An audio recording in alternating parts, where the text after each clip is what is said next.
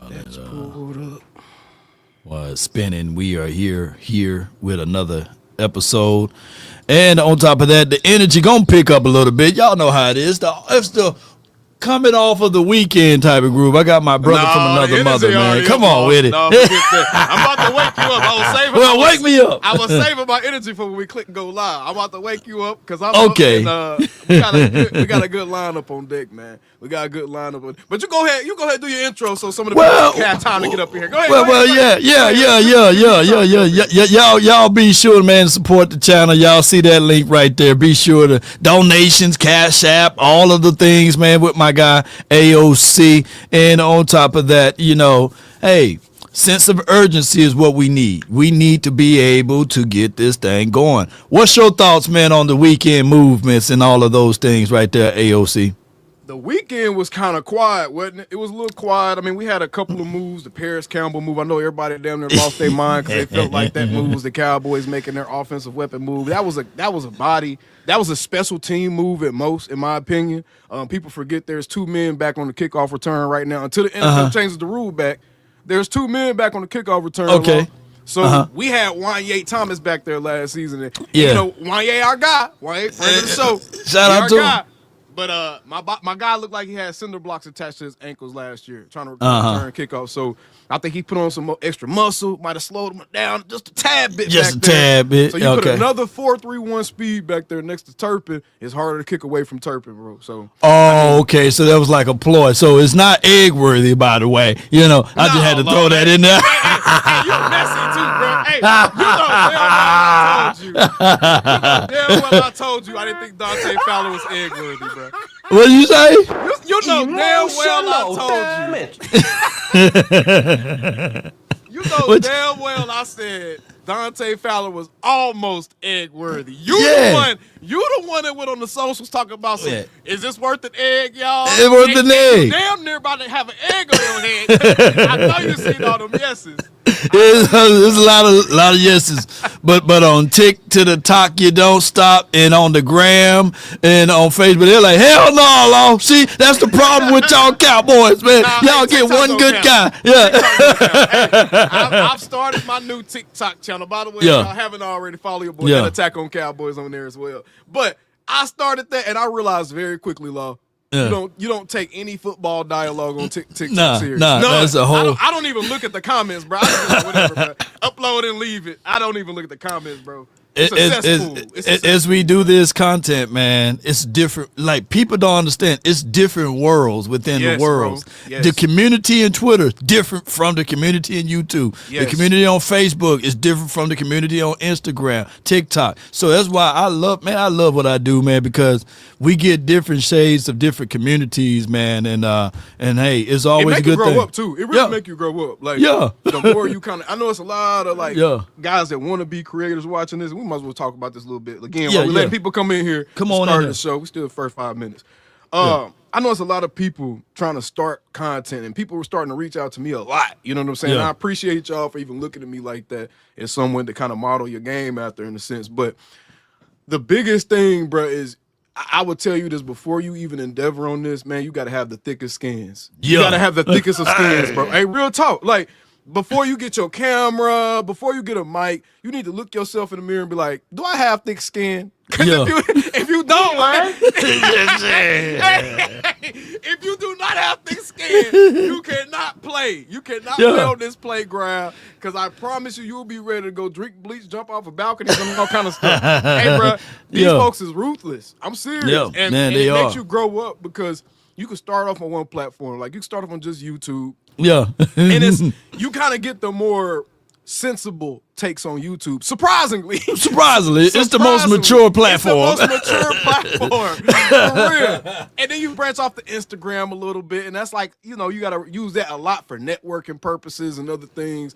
And then you realize, okay, it's a little trolly on here. It's a mix of trolly, and some people that's still trying to talk ball. Then you get the TikTok, you like, oh, no.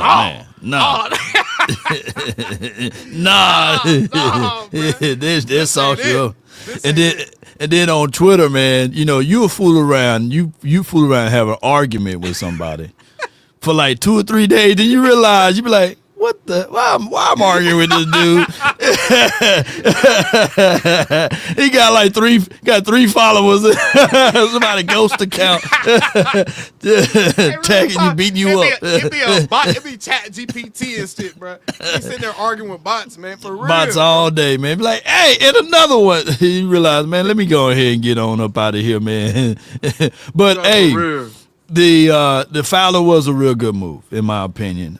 He was a double-digit sack guy, and he immediately threw a blanket a little bit on this D-Law thing because I get it, D-Law in the last 2 seasons, shout out to the Laws, he haven't been really moving his weight like I thought that he should be able to move his weight.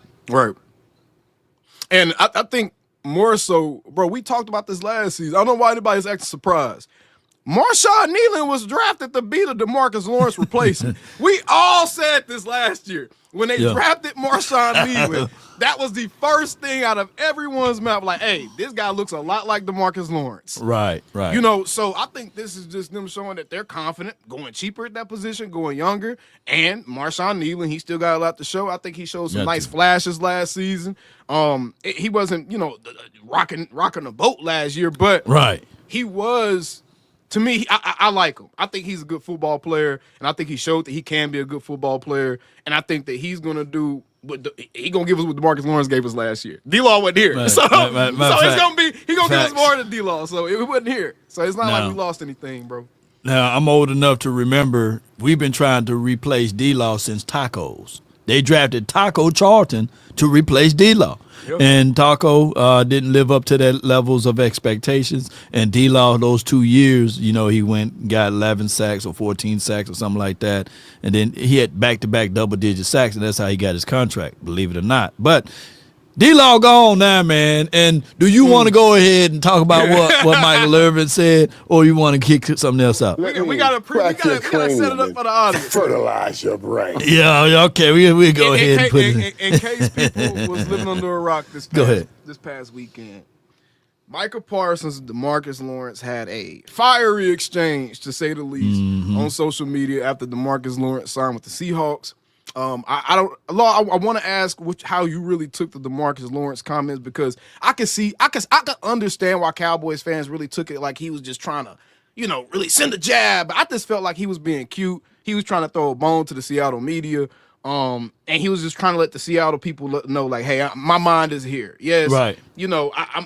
I came from Dallas. I've been there for 11 years. My mind is here, though. My feet are. I am where my feet are. I felt like that's what D-Law was trying to do, and he threw a little cute jab. Now, on the other hand, people are saying like, "Hey, D-Law has been a Cowboy for 11 years, so he know that. He know what it feels like to be on the other end of those little cute jabs. So why would you do that? I can get it. You know what I'm saying? But I think that Micah,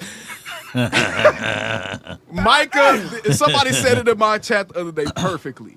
Micah put out a match with a fire hose. And I stand with Micah Parsons on this because, in a sense, he's defending the Cowboys, right? In a sense. But also, and this is why I'm not getting too personally involved in this as far as my emotions and, screw D-Law, burn out the steak. This is why I'm not doing this. Because this is also a personal beef between two grown men that I'm not about to get in the middle of, bro. It's more about Micah and versus D-Law than it is about D-Law versus the Cowboys, in my opinion. I think that's what this situation is. I want to hear your thoughts on that before we dive into what Michael Irvin had to say. I think that it was a little bit of envious and jealousy. I think that D-Law, you got to understand, we go all the way back to the essence and the original D-Law, that is the Hot Boys, right? And the essence and the originality of Michael Parsons when he first got to the Cowboys was, hey, LBU, I'm the linebacker you. This is about to be a whole new rule of awakenings, right? But D-Law broke his foot or what have you, and Michael Parsons got into that role, and he never looked back. Double-digit sacks ever since he been in the league. Now, D-Law, the Hot Boys and all what they were doing, is an afterthought. It's everything about Parsons now. And I can see where the leadership, where far as I'm the person that is the leader. I'm the war daddy. I'm the original war daddy. When Jerry Jones said, I'm looking for a war daddy, I'm him. Right. I'm Himothy, And now the spotlight never got back to him. It went to Parsons. who got the results but may not have the results as it relates to leadership vocally. And that's where your discourse come from. Do we think that – see, I want to go a little bit deeper because go ahead. Go ahead. I'm serious because I feel like it's kind of unfair. I'm just playing devil advocate because we don't know for sure, right? I think it's unfair. Appreciate the 499 honorable mentions. You said if Ted is there at 12, there's a better player available. Will you still take Ted? Yes. Yes. Yes. Expeditiously. I think it's unfair to just coat this as jealousy and envy because that's something that these young people do too much, Law. Anytime they get criticized, anytime they receive any type of structure, right? Anybody trying to apply that structure to them or just trying to have conversations with them, I feel like young people sometimes fall on counting it as hating or people being jealous or envious, but D-Law wasn't the only one that felt this way about Micah. As far as, and so that's what I'm saying. That's why it's hard for me to just say jealousy and envy because he's best pass rusher now. D-Law not. First of all, D-Law has not shown anything to this point, until this Micah situation. D-Law has never given off that he's a jealous or envious person. And I think it's unfair to just plant that on him when he's never shown that here prior to this. We haven't heard any players discuss anything or allude to D-Law being an issue or anything like that. And I'm just being fair to him. Right. To be fair. He's not a Cowboy. I'm Team Micah. I got to make it very clear. I'm Team Micah. I'm serious. Yeah. But I like having grown man conversations. I don't want to just have mindless fan mumbo jumbo talk right here. D-Law's never been plastered with that, bro. So it's not fair just to be like, oh, he's been jealous and envious because he's never been that. Here's my only thing is I'm gonna say with this though, okay, and it could be perceived that way, right? And for those who are out there, I'm not saying like there's nothing wrong to have a little jealousy in you, I just what you if just D-Law don't. just didn't like Micah? What if he just don't like his personality, bro? That point right there. It ain't jealousy and envy if you just don't like somebody. You know what I'm saying? That could be a situation there because think about it. To be fair, because Hot Boys was a major thing. You know what I'm saying? With the chains, the T-shirts, the hat, and the trinkets, and all of that stuff. That was a major thing, and that was privy to only D-line folks, right? And now you got somebody to come on that same D-line to own it and to be like, hey, well, I don't need to be a hot boy. I'm Parsons. I'm Levin. You know what I'm saying? Are you gonna do this to me? You're going to break down the establishment that I started? When was the last time? Hold on. When was the last time we really... Bro, I feel like that Hot Boys thing is like maybe for... Bro, we're dragging this, Law. Hell no. Hold on, man. Let's go, we're dragging this, bro. Hold up, bro. Break it down. Bro. Come on. Because we cap it. Come on. When was the last time we really seen them doing that Hot Boys thing, bro? That shit was like hot for a year, and when it blew up in their face, it was just a chain after that. They weren't talking about it in the media no more. They did that for one season before Micah was here, bro. And I feel like we didn't see that. He was the death. He was the death of the Hot Boys. No, he wasn't, Law. See, hey, Law leading y'all astray. Chat, Law is leading y'all astray. He's running He's running wait a minute. You're leading them astray. Let me put politician Law. I'm bipartisan. No, you're not. No, you're not. You're leading them astray, bro. Chat, listen to me. All right. Shame the devil, tell the truth. Wait a minute. Go ahead. How the hell was Micah the death of the Hot Boys when the Cowboys had a historically bad defense the year before Micah got here? The Hot Boys was dead before Micah Parsons got here, brother. You remember. The Hot Boys was dead, Lord. Wait a minute. And they were still trying to make it. Remember? No, they weren't. When did we got Bennett? Wait a minute. No. Bennett. No. You remember. Did we get Bennett in the pandemic? Did we get Bennett? What's his first name? Not Martellus, but the other one, Michael Bennett. Yeah. And he came in there. He's like, man, I ain't about to do this Hot Boy shit. You don't remember that part? I had to go all the way back. Pull it back, man. Come on, we had to pull it back. Too. So quit acting like Micah came in here. See, that's a Law. Wait a minute, no, I'm not. Let's go, man. Law. You being messy, bro. No. It was dead. Parsons destroyed. No, it was there before he got here, bro.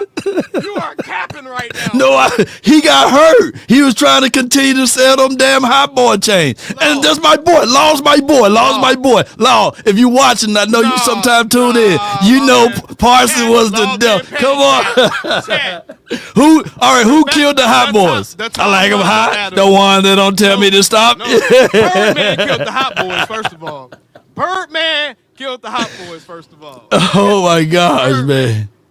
Cash Money killed the hot boys. All right, man. Hold on. Let me get to these super chats before we click in Michael Irvin. We're going to play this. We're going to We're going to play the audio, then we're going to read this super chat. Yeah.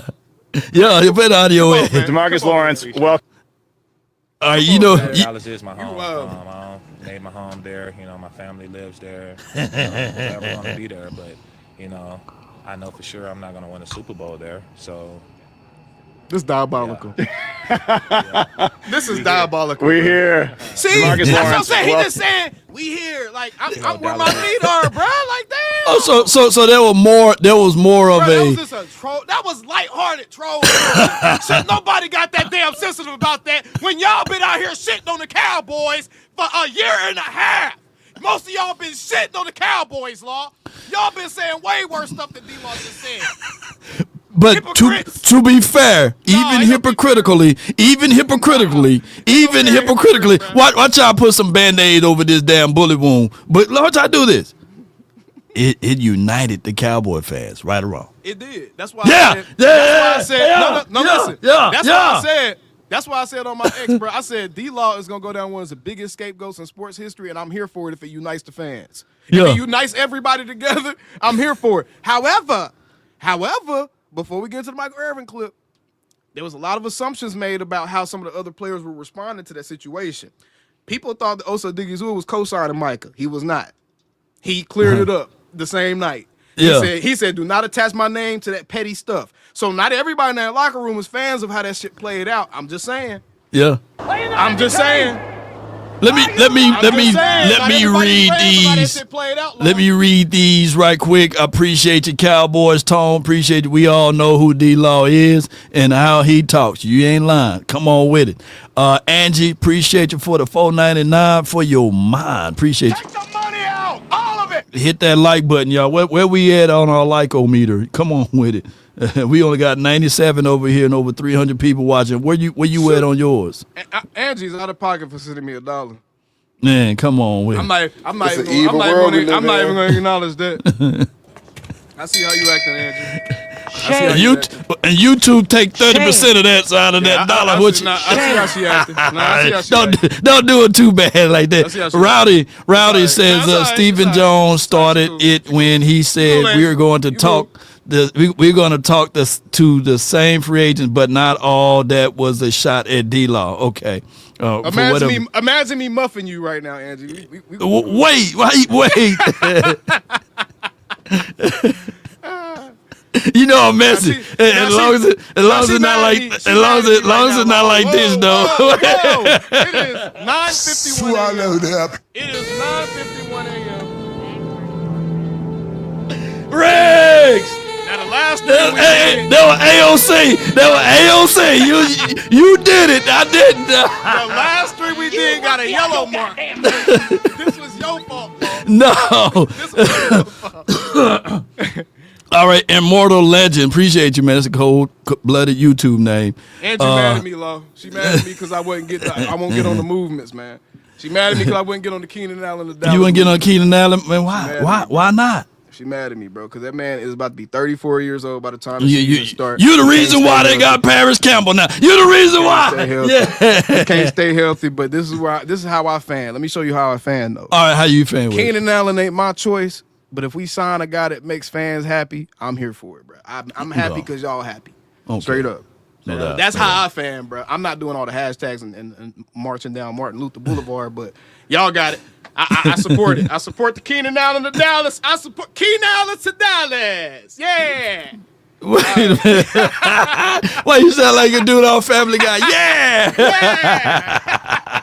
I watched too much Family Guy to not know that. All right, man. King of Philly, man. Appreciate you, man, for the $5 support. And then we got Angie again for the $4.99 for your mind. Appreciate you, Angie. Thank you so much. Take the money out. He said, Law, can you ask AOC who do he think the bully was in the locker room? To your chat. She said, wait a minute. So you gonna do that to her? She spent her hard-earned money over here, man. Yep, you been disrespectful to Angie Michael today, Irvin. man. I love Angie, but we beefing right now. We got some dry beef going on right now. She said she love you, man. No, she said she love you. Nope. D-Law and his days bashing the Joneses. The Garrett drafted. Yeah, players didn't help much, and he's just saying this cap. AOC, he did. Okay, all right, now we can get back. Appreciate y'all so much for y'all support. We're going to play this right here at the stage. Sitting here, even watching the show, and they were talking about DeMarcus Lawrence and what he said, of course, in Seattle about Dallas being his home. You guys have seen it. Hold on. Let me I'm about to clip this. I ain't seen it yet. Hold on, let me clip it. We'll start all the way over to the beginning of this part then. Yeah, I ain't seen it yet. Hold on, let me clip it. We start over with this part right here. Come on with it. Yeah, appreciate everybody, man, for tuning in. Let's get this going the best way possible, ladies and gentlemen. We're going to listen to DeMarcus Lawrence. Damn, do you hear that? The clicks, yeah. Oh, okay. Nah. Get you a silent mouse. No. I got one of them silent ones over here. He's like a silent mouse. Hey, man, chill out on my mouse. For real. Hey, man, this mom making noise. Chill out on my mouse, dog. Hold on. All right, there we go. I'm good. Well, she fine. She doing her nails over there. Appreciate you so much, Angie. Take the money out, all of it. She said, "Hey, was he hating on?" Nah, Angie, you my girl, Angie, you my girl. I'm just playing. I'm drop beef. I don't never get for real. There. I'm forever gonna be there, but it's dry beef. I know for sure. It's dry age beef. That's it. There, so yeah. We here. DeMarcus Lawrence, welcome. Man, Law, you petty, bro. Man, I know that. You petty, bro. For real, you out of pocket. Right, we fire the thing up now. You fly it up.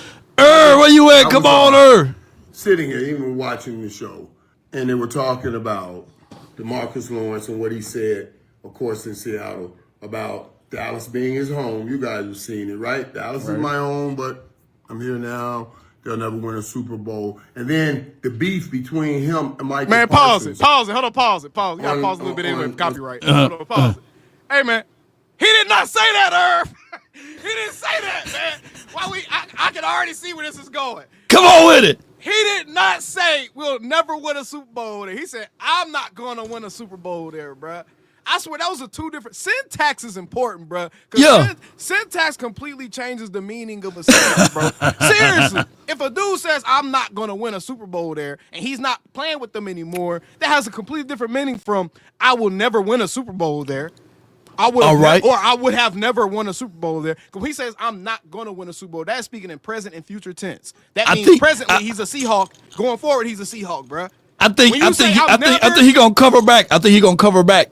Because you got virgin ears to this. I heard it already. So I think he's going to put a little cover over it, just a little bit. And then he got to go from the... misleading people. You here being petty, talk about some Micah killed the Hot Boys. Wait a minute. No, that's undue. That's an undue body on Michael, bro. That's an undue body? That's a teardrop Micah should have, bro. Wait a minute. Don't do that to him, bro. What year did the Hot Boys die? Bruh. What year? That's all I want to know. All I want to know is what year. Every year, Mike Nolan walked his old ass up and down. No. You can't be talking about no damn Hot Boys. You got a historically bad defense, bro. That shit was dead. We did not see that no more, bro. He tried to do. He tried to sell a hat, T-shirt, a blanket. He bought the chain. He had merchandise. He had to move. What they gonna do? Burn it? Yeah. He had to get rid of the rest of it, Law. You no business. All right. So in order to agree to disagree, let's all put out a moment of silence for the Hot Boys. Man, that's gonna get copyrighted. No, it ain't. It's owned by law and all of the troops. All right, let's go. Let's listen to what he had to say. social media last night, going back and forth, because Michael stepped up and said something back, and then called him a clown. So, and said this is envy and jealousy and all of that. And man, I just gave a great thank you to DeMarcus Lawrence yesterday. Okay. D-Law. Yeah. The work he put in around here. And I mean, real talk. I do still appreciate the work he put in. But there's so much in him making that comment and making that statement. Oh, I know they'll never win a Super Bowl over there. Okay, if that's how you feel, that's how you feel. But you were the one, and you're the reason that we did win the last 10 years. Okay. All right. So that's I why agree with this. It's odd for me to I agree with see this. somebody do that. Yeah. It kind of reminds me of the boxers, that I've always, even when I was a kid watching boxing. I don't pause it. The All guy right. All would right. be boxing. And Yeah. I agree with what Mike Irvin's saying right here because Come on with it. even if you're trying to be the biggest critic of Micah Parsons, right? If you're trying your hardest to criticize Micah in this situation, you can only say D-Law was right for 4 years? What happened the previous 7 years before Micah got here? You know what I'm saying? You can't say, if you would have been tweeting this, we would have been winning. And you know what I'm saying? It's like, bro, come on, man. Because now you're trying to make it seem like, you're really trying to blame Micah for why you failed. When it was like, no, you were failing before Micah got here too. So you can't act like Micah, you can't act like Micah impacted you failing. If anything, Micah improved your chances of winning, whether he tweeting and pod or not, he improved your chances of winning. So I agree. I agree too, man. I agree. Yeah. Let's go. And the guy, and boxer A, boom, boom, knocks out boxer B. Whoops his butt. Boxer B stumbling all around. and then when they finally get to him and ask him a question, he said, he ain't that good. He's not that good. I'm like, dude, he just knocked you out. Like, I thought about it. I said, now, if he had just knocked me out. Appreciate the 10, Angie. I would Love you too. Boy, that boy, whew, he was a tough fight. Came ready to fight tonight, and he caught me. I'm not going to say he's not that good, and I'm getting up off the floor. I'm gonna raise him up. You know what I'm saying? That's Send me $100. I got you. But I don't know. Boxers just always went that route. I thought it was a dumb route. I asked. And I think this for DeMarcus Lawrence is a dumb route. You may be hurt and you may be angry at the Dallas Cowboys, but to throw back that dart and try to hit them in the head only sticks you right in that neck. Yeah. Dude, you were there. You were there. Yeah. Do something about it. Don't wait, leave, and then talk about it. Come on, man. And what the side of the ball you were on was the direct damn problem. 12-5 for 3. We had the number one offense. The silent rains buildup is killing me, bro. Or top 5 offense. I don't understand. He mad. Logic. He trying to hold back. He trying to hold back. Honestly. I mean, teams ran on you like a running a stocking. You just keep going and going and going. Come on, preach, I Mike. just don't understand why Preach, you do Mike. that. Now, I want to say this I do have to say. Okay. Because I think this frees me. Where we going? It frees me. Come on. Between DeMarcus Lawrence and Micah Parsons. I think this frees me because I've heard times before, that there's something in the locker room with some of the guys on defense. Yep. Okay. And Michael Parsons. And I would never have said anything about it because I thought that would have been a violation. Okay. Now that it's out in the open, Right. we should address it. Yeah, let's go. Let's go, Let's Mike. go with it. Let's go, Mike. Michael said, I think you're jealous. I absolutely think there was some of that in there Okay. from some of the things I've heard. Okay. And You know what I'm talking Hold about. on, pause it. Pause. Marcus Law, D-Law was the man. Yeah. Well, let me shut the hell up then. And you know what I'm talking about. I know what you're talking about. Hey, okay. Hey, I have no problem with being like, okay, well, new information. If Michael Irvin is saying that he thinks there's some jealousy in there was some jealousy in there. Fuck it. All right. Fuck it. Yeah, let's go. Let's go. Hey, for real. Let's go with it. Come on with it. D-Lo ain't paying my bills. Yeah, he was our guy. We were paying him the big money. And then here comes this young cat, Michael Parsons, and he wrecked house. Took over the house. Right. And right now, man, I see what we have lost here. I'm saddened. I'm saddened that I heard it was an issue with the guys on defense and Michael. I heard it was an issue. But I didn't want to believe it. I didn't want to believe it. Yeah. But now I do. And Keith said that, right? Keith said, well, as I'm watching the show, why did they talk together before they got to this? Right. Why wouldn't they talk together? And he hoped that they would have talked together now. If they didn't talk together in the locker room, they're certainly not going to talk together now. Right.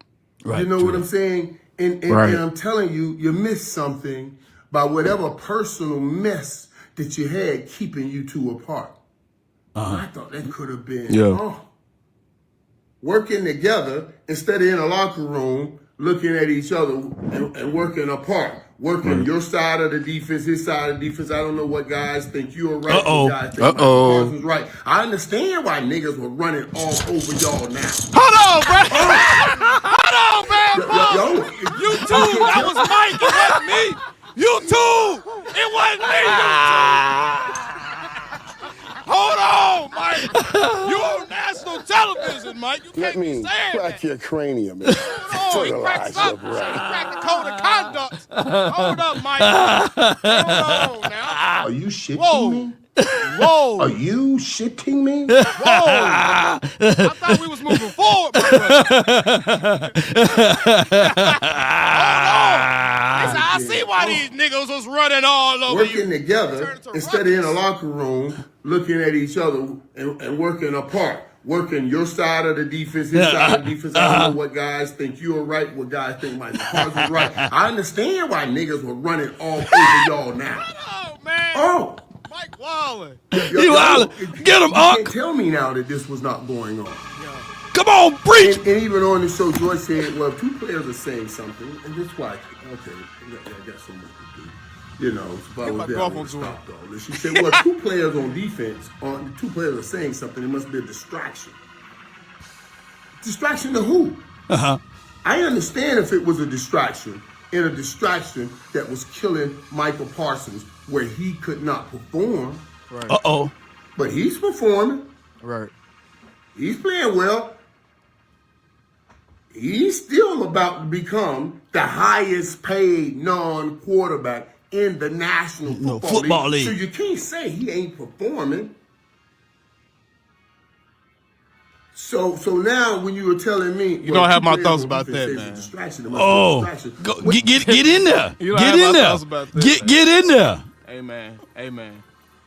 I agree. Michael been performing, but what's that energy is about? Come on, man. When you talk that much, hey man, when you talk that much, Micah, I don't care who watching from your fam right now either. When you talk that much, we need it in the playoffs, big dog. That's all I'm saying. Okay. It's different when you talking. When you talking a lot, we need it. We need it when it counts. That's all I'm gonna say, bro. That's all I'm gonna say. That's all I'm gonna say. I'm not discounting nothing else. He deserves all his coin. He deserves all his quan. When you talk that much, we need it when it counts too, in the big games, in real games. But okay, go ahead. Yeah, that's all I'm saying. That's all I'm saying. When you talk that much, bro, it's not a distraction from his play. It is in big games. Apparently, is it a distraction? I disagree of with this jealousy part. Ain't gonna because lie. they see right now. We're doing it again now. Everything he says, we're talking about it. So he needs to quit talking. He has Pause it. Pause it. Shit. Now you got me breaking myself over here. Break it down, then. So quit fucking talking so much. If everybody has a problem with it, bro, If everybody has a problem with it, we cannot blame everybody else and be like, stop having a problem with it, then it's your problem. If everybody has a problem with it and it's just him talking, nigga, quit talking so much. Do your podcast. Stop the tweeting so much, and just trying to be a cap analysis and a broadcaster and a fashionista and an Adidas designer and a HBO Max host. And bruh, if it's an issue with everybody, bruh, this is the old saying. I swear to God, it's the old saying. It can't be everybody else. If everybody's saying the same thing about you, it can't be everybody else, bro. Like, I'm not, I promise you, there's nuance to this conversation. Okay. I agree, okay, but I don't agree. Because it's like, I agree, it shouldn't be an issue. I agree it shouldn't be an issue. But if there has not been some type of, see, this is where you need leadership. This is where you need a guy like Brian Schottenheimer that is not afraid to be honest with guys and talk to everyone, not just Micah, not just be like, hey, Micah, stop pocket. No, it'd be like, hey, guys, what is let's put this out in the open. What is the issue? We're going to talk about how it shouldn't be an issue for this team. And we're going to talk about how it shouldn't be a distraction for any of you guys. And we're going to talk about how, yes, Micah, we are going to hold you accountable for some of the stuff you say. But the rest of y'all, it shouldn't be this is where you need leadership, bro. This is where you need someone to communicate with everyone. Be like, hey, don't worry about that shit. We don't care. We don't care. We are okay with Micah podcast. If the franchise is signing off on it, you need a leader to put everyone else in the same mindset. Don't worry about what Micah Parsons is doing. Worry about your job. That's why you need a leader. That's why you need someone that's not going to walk around with their hands in their pockets all day, Mike McCarthy, or on a clipboard all day. That's why you need a leader. So something has to give. Either Micah has to shut the hell up, or a leader needs to get everybody on the same page and make everyone realize this shit don't matter. This is what matters. One of the two has to happen, or nothing's going to happen. That's just what it is, bro. That's both sides of the argument.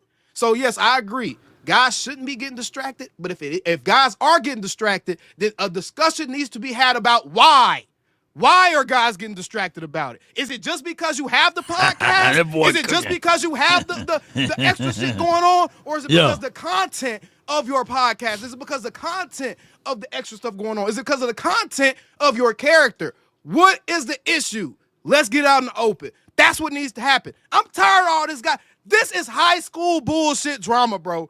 We ain't had to deal with no shit like this in Dallas. We're going to a new low. I'm over it, bro. I'm over it. He finna expound upon some more things. Let's listen. This is high school bullshit drama.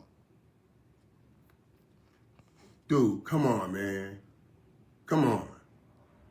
I don't give a damn, Michael. He can speak what he want to speak, talk how he want to talk. That's the day's business. I had a TV show. While I was playing. I had a TV show. You was winning. It's different, but bro. I'm going to bust my ass on the football field, and so is he. So you guys stop that mess, man. No, he was winning. You Everybody was winning. You was winning. No, you was winning. And all of a sudden, it's a Paul George. Pause it. I'm tired of this. Everybody doing this shit, bro. Because everyone's learning this. This is all new. We got to quit acting like anybody on either side knows how this story plays out, because we don't. Because all of this shit is new. This shit could have a disastrous outcome on sports to make it to where owners start putting in clauses. Hey, no podcast while you're on my team. This is new. We don't know if this is going to stick around. We don't know if teams are going to continue to put up with this type of stuff. So we cannot sit here and act like that we don't see guys that do have a podcast. Some of the guys that first started them as active players, Paul George, he was one of the first NBA players besides Draymond Green actively. We just seen him come out and essentially say, I got to lock in. He got the fuck off his podcast. So we can't act like, is this just the wave, when some of the guys that already started at the beginning of the wave are starting to admit, hey, it is kind of a problem. So break it down. So what do you want from Parsons outside of him? What do you want from him? What do you want from him? Bruh, Micah could streak down Collins Street if he wanted to. If he do his, I know he draw the double teams. He's opening up other guys to do their job. He makes a tangible impact that even the dumbest of football fans can point to and be like, hey, Micah made an impact on this game when it matters. I don't give a fuck what he does. And that doesn't mean win a Super Bowl. That doesn't mean get to the NFC Championship game. That just means when Micah Parsons walks off that football field, you can tell he was there. When he does that, nothing else matters, bro. Nothing else matters.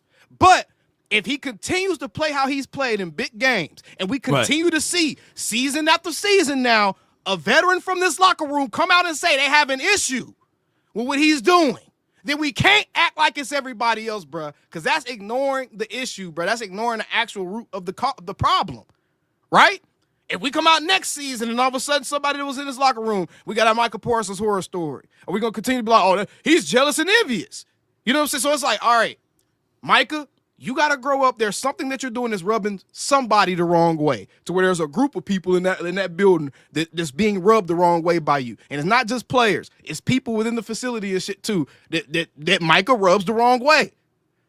Why is that happening? No, everyone doesn't have to like you. But if there are seeds and crumbs showing you that there's something to a person that is rubbing them the wrong way, then you have to be either acknowledge that and make it clear. I know I rub people the wrong way. I know exactly why.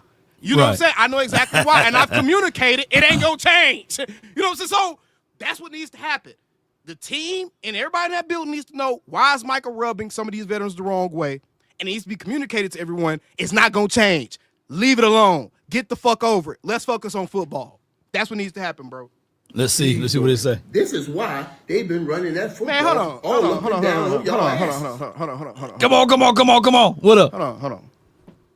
Hey, man, somebody kindly escort Devin the dude 35 and who's this other dumbass in my chat? Cowboy Gumbo. Y'all kindly escort them out the club. Kindly escort them out of the club. Wait a minute. Is Devin the dude the rapper? I don't know. I think Devin the dude used to rap back in the day. if you mean condom rapper, then probably. Any kind of way. Y'all out here fighting apart with one another in the biggest fighting your boys in the NFL. Come on, dude. You ain't gonna win that way. And now you know. And as hard, I was hurt that DeMarcus is leaving, because here again, I didn't want to believe it. I believe if you can get along with Charles Haley and all them old crazy mugs we had in there, James Washington, everybody can get along. But you jokers nowadays are so caught up in y'all personal, y'all can't even make, that blows my mind. Let me tell you something, man. My boy Jimmy Jackson, I love that joker, man. I love him. Jim know I love him to death. I see him in L.A. all the time because he's in the business. And I got the groove with him. I know Jamal Mashburn, but I don't know him like that. I know J. Kidd, Coach Kidd. I introduced him a couple months ago, and I love Coach Kidd. But I love Jim Jackson, man. You know why? Because he sits with me sometimes, man, and we'll have a drink and we talk about it. He said, Michael, I think about it. And I hope I'm not doing you wrong, Jim, but I just got to use this here, buddy. And you know I love you, Jim. He said, I think about it sometimes. If we could have put down our young ignorance and all work together, what Jim, Jamal, and Jason could have accomplished right here in Dallas. That's everybody. I love them because it's real. And all you young brothers out here, man, especially like I would have loved to get me a Randy Moss late in my career. Yeah. Come on, dude. Y'all got to stop that mess, man. God putting brothers together, everybody making a lot of money. You got an opportunity, and y'all sitting here on petty-wetty bullshit. D-Law, the dude is better than you. And you can do about that, but go work harder and try to make it get better. But let's stop all this whole baby crap stuff, man. Oh, wait. He's saying this, and he's saying that. It's a distraction. Malik Hooker and DeMarcus Lawrence said it's a distraction. Stop, man. I want to hear that mess. Oh, hey. Distraction when he stopped making tackles. That's on both sides. You get that? You say what? That's on both sides. What do you mean? Because it sound like to me. I mean, I respect playmaker, bro, but it sounds like to me he's completely exonerated Micah from any responsibility in this situation at all. And while Micah may be in the right, there is some responsibility, bro. He didn't have to respond like that on Twitter, bro. Like, let's be real, bro. Like, this is the second time Micah done called out either an active teammate or somebody was just a teammate less than 24 hours before that. This is the second time he done called them out on social media. It's like, that's what I'm saying, bro. everybody has some responsibility in this, bro, because we cannot continue to act like that Micah is just golden in this, bro. He got to grow up a little bit too, because why are we having these conversations, bro? It can't just be because a guy's good, bro. Why are we not hearing this type of shit about CD? Put it like Why this. Why are we not hearing it? Like, it can't just be because the guy's good, bro. I'm gonna be because of that, bro. I'm gonna be transparent. I ain't gonna say the name. There's only one other person that feels the same way like D-Law that's still on this team. I mean, we all know who it is. He came out and said it last year. Yeah. But I ain't gonna say the name. But let's go. Let's play the rest. Well, get both of them out of here so everybody else can focus on football. Then I don't care what I don't care what the shit is, bro. I'm just not interested in this. I mean, it's great for us. It's great for content. You know, so we're gonna get us a couple tens of thousands of views on the video. Yeah. But bro, I am not interested in seeing these grown ass men, bro, beef like high school girls, bro. This is some high school teenage shit, bro. Seriously. Come on, man. Come on. Twitter beefing and all this other stuff. Come on, man. Go ahead. When he stopped earning the highest paid non-quarterback contract. Come on, man. Get on the football field. Let's play football. Hey, goofy ass chat. Nobody's not with Micah here, man. No one's not. Yeah. I'm with Micah, but damn, bro, you gotta want your little cousins and little brothers and sisters to grow up a little bit too, man. And all y'all, like y'all just all these other people. Understand? Micah has jumped in the media business and thrown a little monkey wrench in here. Do y'all not see what they gave the Kelsey boys, the Pat McAfees, and all of those podcasts? Hundreds of millions of dollars. Man is doing business. How was that for Micah? Ain't nothing wrong with that. Time out. All right, wait, break it down. Time out. Go ahead. Time out. The New Heights podcast has been around since like 2020. Right. Pat McAfee's podcast has been around for years, bro. It's been around, yeah. It's been like, hold on. Yeah. How's he throwing a monkey wrench in it? Because he a cowboy and did a podcast now? I think so, because I think that, I think he is like the president of something. Pat McAfee got a $100 million deal before Michael Parsons even started doing his podcast. Yeah. This is glazing, nigga. I don't care. This is glazing, I think that this is Micah's like the president of something on Bleacher Report. He's the president of Bleacher Report Gridiron, bro. Gridiron. That's dope to be still young in podcast. It's dope, but I'm saying, why do we care about this? I care about football, bro. I don't give a fuck about these dudes' business portfolios, bro. Let's see what else he say on this one. Hold on. We almost over with, y'all. $300 million from the Dallas Cowboys. Playoffs! And then another $200-300 Shit! Playoffs, bro. Stop messing around. Play football. Stop acting like this man ain't performing. Like he's just talking a talk and not walking a walk. He's walking a walk. So let him talk his talk until he stop walking that damn walk. Okay. And then we'll all say something about it. All right? You're right. You're right, Mike. You're right. Here's Mike. I wish you the best in Seattle, my brother. You're right, Mike. And I hope whatever we doing here. I don't even care to hear it no more, bro. He finna say one other thing before he go. Realize Seattle's Seattle. But it's not Dallas. And you do not want to be excommunicated from the motherfucking family.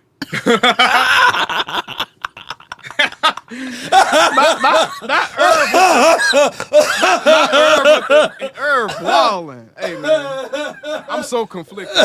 Hey man, AOC, you better watch. You don't want to be excommunicated from the motherfucker. I wish I had some Godfather music on that. I'm my own family. It is what it is.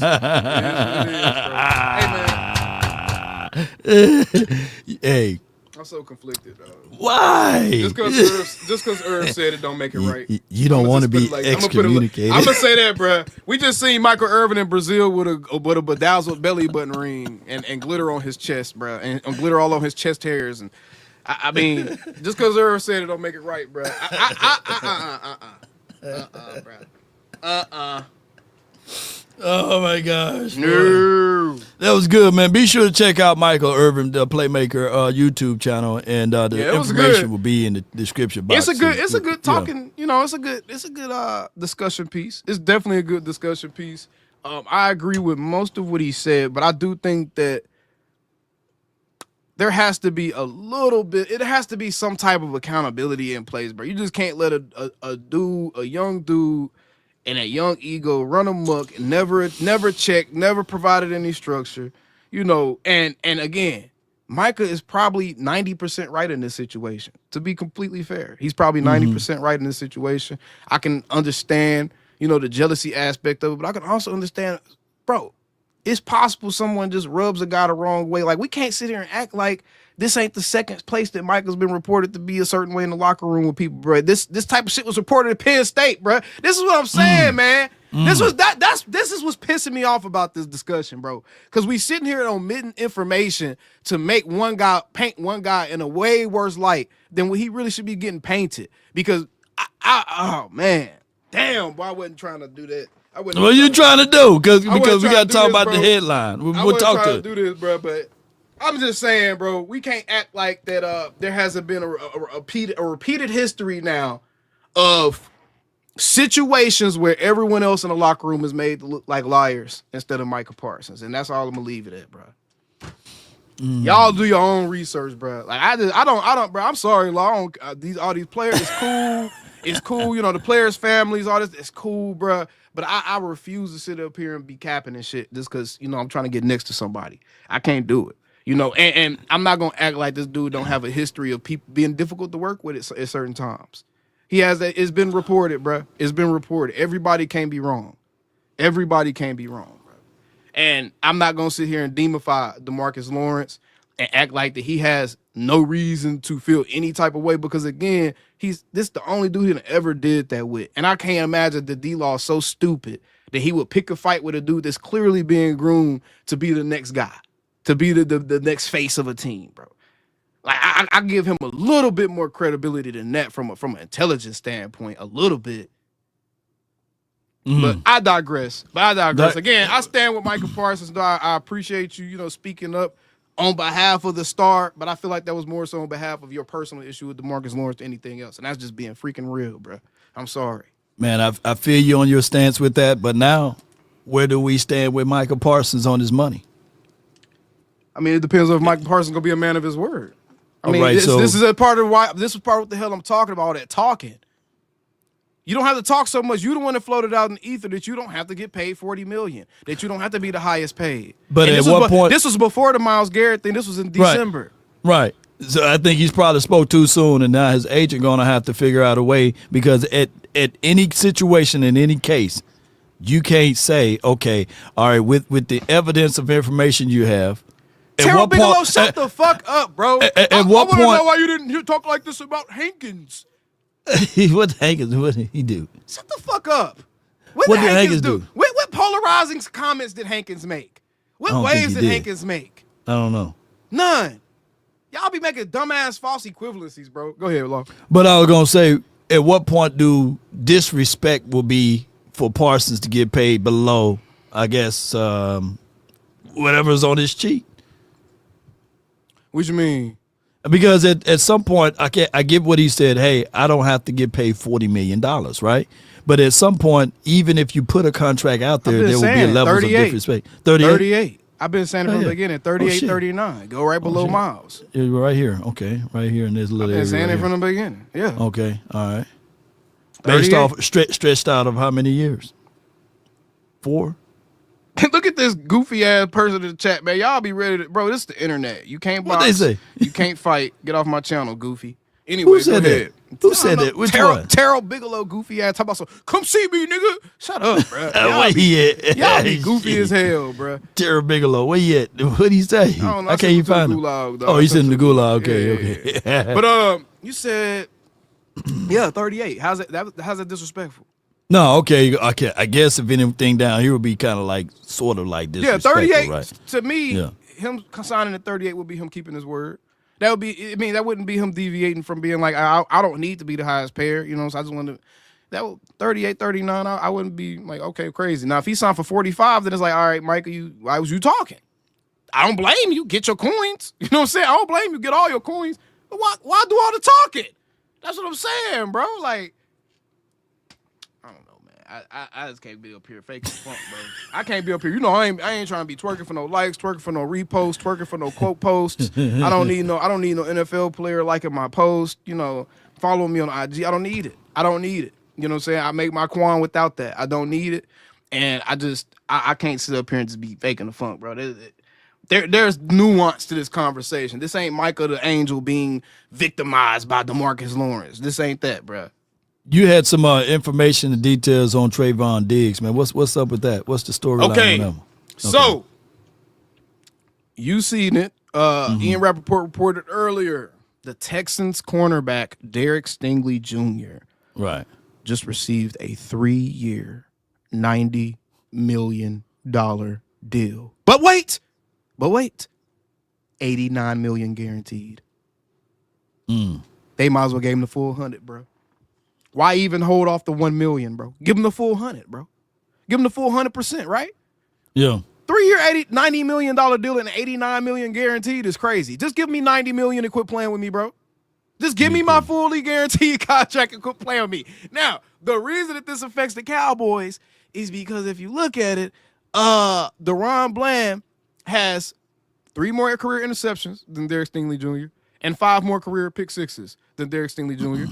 The same amount of all pros and the same amount of Pro Bowls as Derek Stingley Jr. What does that mean, Law? Man. That means we're probably going to have to pay DeRon Bland way more money than we would have had to yesterday. And I'm not saying he's going to necessarily top Derek Stingley, but at first, the highest paid corner was like $24.5 million or something. It was J.C. Horn. He just got it. Right. Now it just jumped up $5.5 million, bro. So DeRon Bland's floor just went way up. I want to know who is those 2 agents that gave him that deal. David Mulligetta. All right, so Micah Parsons. hey,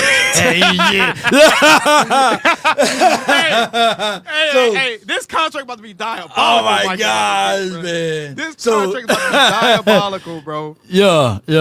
So at the end of the day, it's gonna be one of those things, man. Even if I type this in and let me see if I can pull this up for Bland, and it's gonna be a crazy thing. Man, how many Blands are out there? Okay, hold on. There you go. There we go. Boom. Y'all bear with me while I pull this up. All right, so this is Bland right here, and they got his market value at 23.7. Is that a situation that you can say to yourself, all right, cool.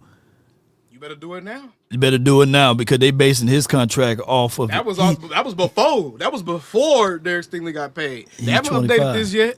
Yeah, they ain't updated yet. They ain't updated this yet. Jeez. All right. And I don't know why they're saying that I don't know why they wouldn't add J.C. Horn as a comparable player for DB's contract either. Because, bro, we already looked at this, bro. DB, I mean, how's J.C. Horn that much better than DeRon Bland? He's not. Let me see if they got the ingredients on there. Fully guaranteed 5th-year option available, 1-year pro. Okay, they don't have it updated yet. Man, but they do have the 3-year, $90 million, 89 guarantee. Like you said, could have gave him that one extra. But man, one extra, bro. Man, it's finna be crazy, man. Because now you can't pay 2 cornerbacks $50 million plus. Okay. Trevon Diggs' cap hit is like $21 million next season and $25 the season after that, bro. Let me see what he got from Trayvon Diggs. Boom. Go to the cap hits. Okay. Look at that. Look at 2025, and then look at what it jumps to 2026 and 2027, and then 2028. Damn. And DeRon Bland he's a free agent in 2026.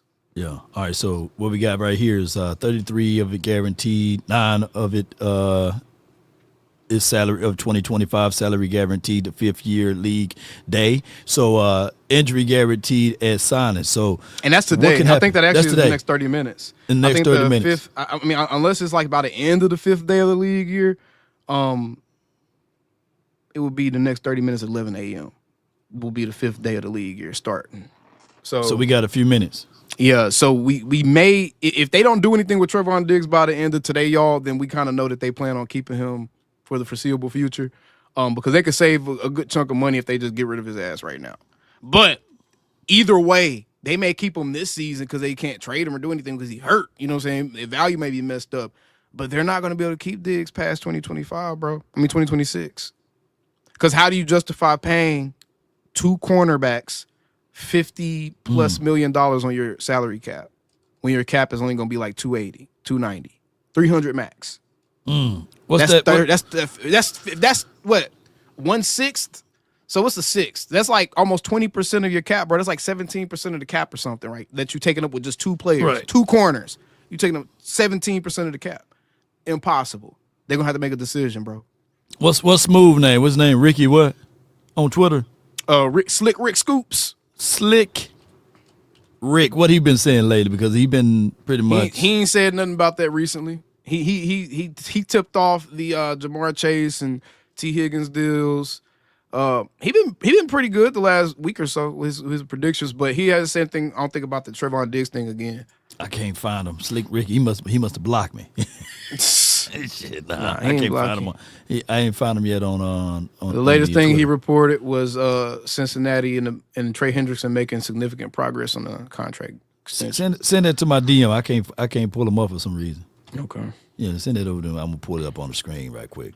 But with that being said, you've been talking about the fact that maybe we could move off from him. We do have Kaiir Elam. Yeah.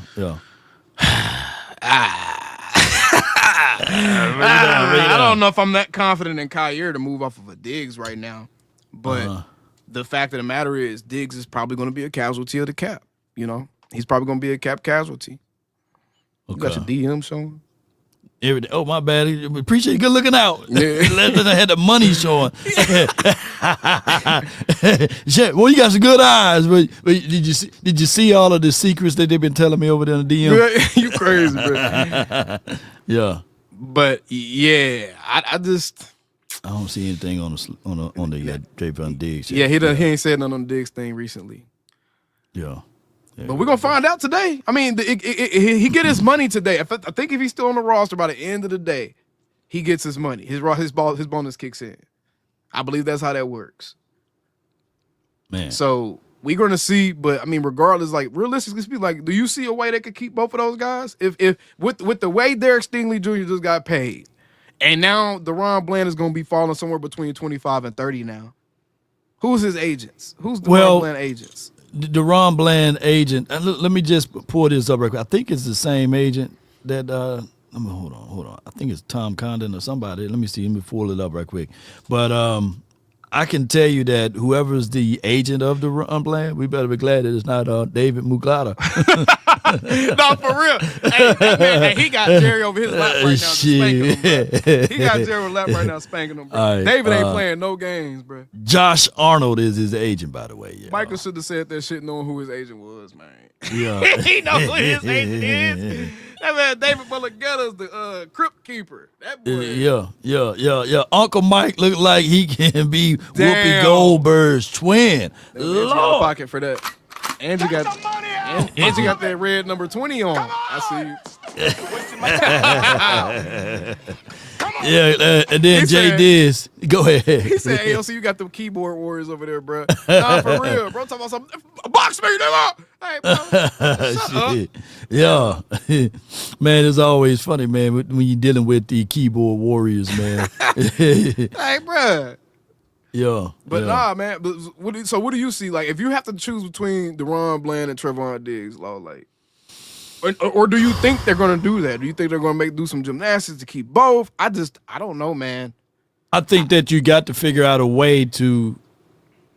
Oh man, you got to figure out a way to play Bland.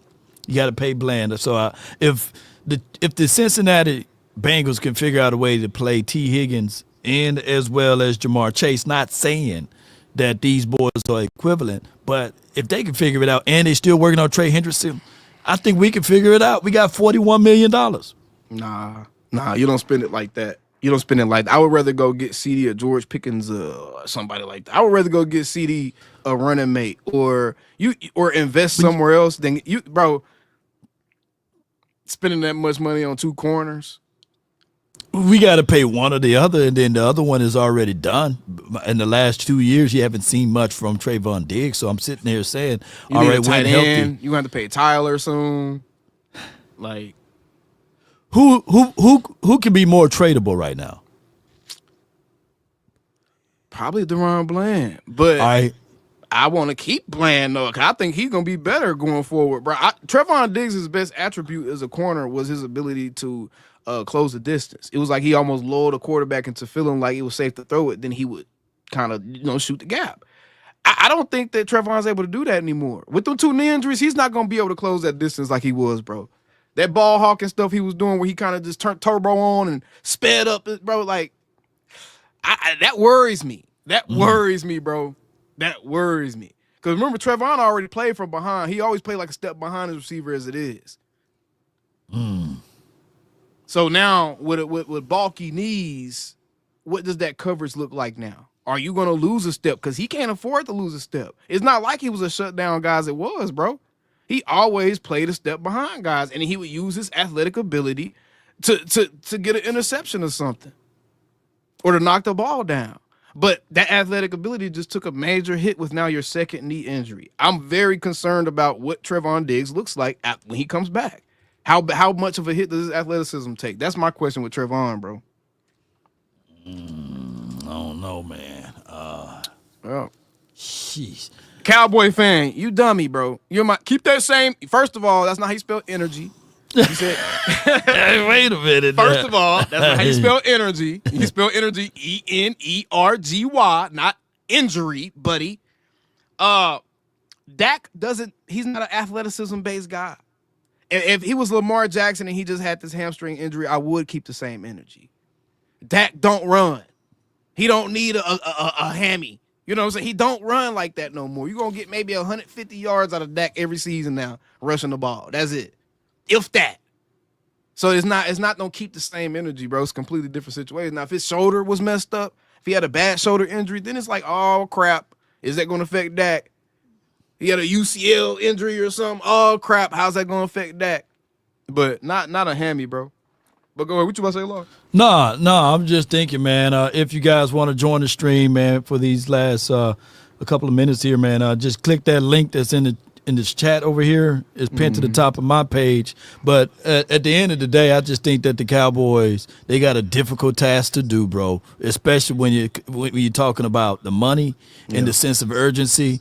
I think that right now the order of operation would be go ahead and extend Michael Parsons. That should free up about $10 million, and then get into that deal. And I would start working on Tyler Smith contract. I would do Smith and Bland right now. Them two. Right them now, two. bro. Right now. Right now. They got to get Micah, Smith, and Bland done. Now, the question is, I was trying to figure out how to work it earlier. I couldn't figure out how to get over cap work. Does extending Smith and Bland, does that eat into your current salary cap money, or does that add to it, kind of like extending Micah does? Like, how does that affect your cap? From a perspective, and I appreciate the super chat now. Like, does that eat some of the 41 that they have? Or I don't know. Or does it actually add to it because they put it like this? Justin Quicks, by the Cincinnati Bengals signing Chase and Higgins, they get $26 million extra on the cap for this season. So I guess it should add. It should add. So it seems like when you extend your own players, you kind of get a little bit of relief. You get a little relief for that year. So that what creates that window. You can literally say to yourself, and I hate to say this, where we're that all in, you can literally do that if you just do those 3 contracts right now. Yeah, you really could. You can get those 3 contracts done, be cool with just those guys being the core of your roster, get a couple of big hitters, get a couple swing for fences with a couple of guys. Go get a Jair Alexander from the Packers. Right. Stephon Diggs. I mean, I saw him working out today. Yeah, I seen it too long. I know your ass is gonna post a video of that shit. But I was like, I get this up on Law, dude. Yeah, but nah, man, I'm still like even with Diggs, man, and I saw him running against the wind. I'm still worried to a degree. Can he get separations even at that age? And it goes back to this point. To free him up a little bit, you will have to line him up inside the slot with two-way goals. That's where my guy CeeDee Lamb eats at. I still looking for that big target as it relates to CeeDee got to evolve. CeeDee will have to evolve a little bit. And CeeDee's capable. He's fully capable of it. Like, that's in his toolkit, bro. Right. We cannot use CeeDee's. That first of all, that's how Mike McCarthy was using CeeDee. You know what I'm saying? That's where CD was able to get open in Mike McCarthy's offense. First of all, we don't know how Shotty's going to be using different clear out routes and then bringing CD across on the middle on the over route or whatever it may be. And, you know, he can play on the outside in Shotty's system, can. bro. If DK can play on the outside in Shotty's system, CD damn sure can. You know what I'm saying? So I don't think we need to limit how we're looking at the receivers we bring in to, CD's in the slot. CD can play outside, bro. He can play outside. He can. But his max capabilities when he got those two-way goals. It's just in McCarthy's offense. Yeah, in McCarthy's, yeah. In McCarthy's offense. We got to see what Shotty's offense. See, that's the thing about the Cowboys. There's so many things that we just don't know. We don't know how the defense is really going to look because, yes, we can look at film and how these guys ran their schemes from a year or two back, but these guys are making tweaks to that, bro, every year. They're making tweaks to what they're doing. They're going to change, this didn't really work here. Let me try this a little bit different at this spot. These dudes doing things a little bit different everywhere, so we got to really kind of get some of these questions answered as it pertains to that. How you think who's your starting lineup right now? If the NFL kick off right now for the Cowboys at wide receiver, who's your starting lineup? CeeDee Lamb obviously is your one. Tolbert's your two right now. Tolbert's your two. I think Mingo's your three. And actually, they probably puts Tolbert in the slot. I think they'll probably put Mingo on the outside. They put Tolbert in the slot right now. I think that's what they would probably do. So Mingo is your X. I think it would be CD, Mingo, and Tolbert. So because I really do think I really do think they love Jonathan Mingo. I think they do, and I like his traits. I really do want to see what he looks like with Dak because he hasn't had a fair shot. I mean, he was catching the balls back there from Pee Wee Longway, Bryce Young before he figured out the NFL a little bit. He was back there catching passes from that dude, and came to Cooper Rush, and Mike McCarthy didn't want to play him because he don't know the playbook yet, so he didn't want to play him. So I want to see Jonathan Mingo with Dak, bro, because he was very good in SEC. So. I mean, we'll see. We'll see. See that's I'm not sipping the Kool-Aid, though. I'm not sipping. Don't do that. I'm not sipping the Kool-Aid, though. You know what I'm saying? I'm not sipping the Kool-Aid. I do think Jonathan Mingo has some potential. I don't think his potential has been tapped at all yet. Okay. Let me see what I got right here. I got the unofficial depth charts right here, and this is what it looks like on the Cowboys.com page right now. They got a blanket sheet. Blanket sheet. Blank. So let me see if I get my Sharpie out. And you saying CD, and then you saying not Cavante Turpin, Jalen Tolbert, JT. Yep. And then you saying Mingo. All right. Yep. Man, nobody worry about that damn lineup right there, man. Come on. Come on, man. Let's be real with it, man. That's where our day one or day two pick coming from. Yeah. I didn't try to say they worried about a lot. I just told you asked me a question, brother. I answered the question. Okay? We need to make another move, clearly. I think the draft is where you kind of get the real two. I think the draft is where you get your X, to be honest. And that's why I got like a Trey Harris or something. I like Trey Harris as much as any of these other dudes, like a Luther Burden. Bro, Trey Harris, quiet as it's kept, that dude is another guy that's built like a prototypical X, bro. He's a prototypical X. Got some speed for a big man. I think he'd be a perfect type of target for a Dak. I wouldn't be mad at Trey Harris in round 2 at all. In round 2? Okay, yeah, at all. So, man, I'm just letting us know right now, if y'all look at that, somebody said, what about Flournoy and Parrish and come on, y'all. Come on, man. We can't do this, man. Yeah, come on, man. Come on, man. Flo, Jalen Brooks, Jalen Moreau, Cropper. You know, I'm not beating them boys up, but ain't nobody is in fear of this particular roster lineup. So there goes to show you that right now, even within the confines, we got so many holes. We got a lot of holes in here, man. Speaking of holes, real quick before you go to the next one, that running back room with Javonte Williams and Miles Sanders. Once they add a rookie in that running back room, finish the sentence. It's the best Cowboys running back room since. All right. So finish the sentence. Since when? You got Javonte Williams, Miles Sanders, and you add if you draft the rookie in the first 2 rounds, one of them rookies in the first couple rounds. That would be your best running back room since when? Any rookie you like, Omarion Hampton, any of them type of guys. How good with that? Would you feel good about your running back room? Like, is that a really good running back room in your opinion? It'd be an unknown room. We don't know. It'd be an unknown because I can't definitively say that Omarion Hampton as a rookie, year 1 behind Javonte and as well as Miles and all of those boys are going to be a good one. So it's a wait and see type of moment.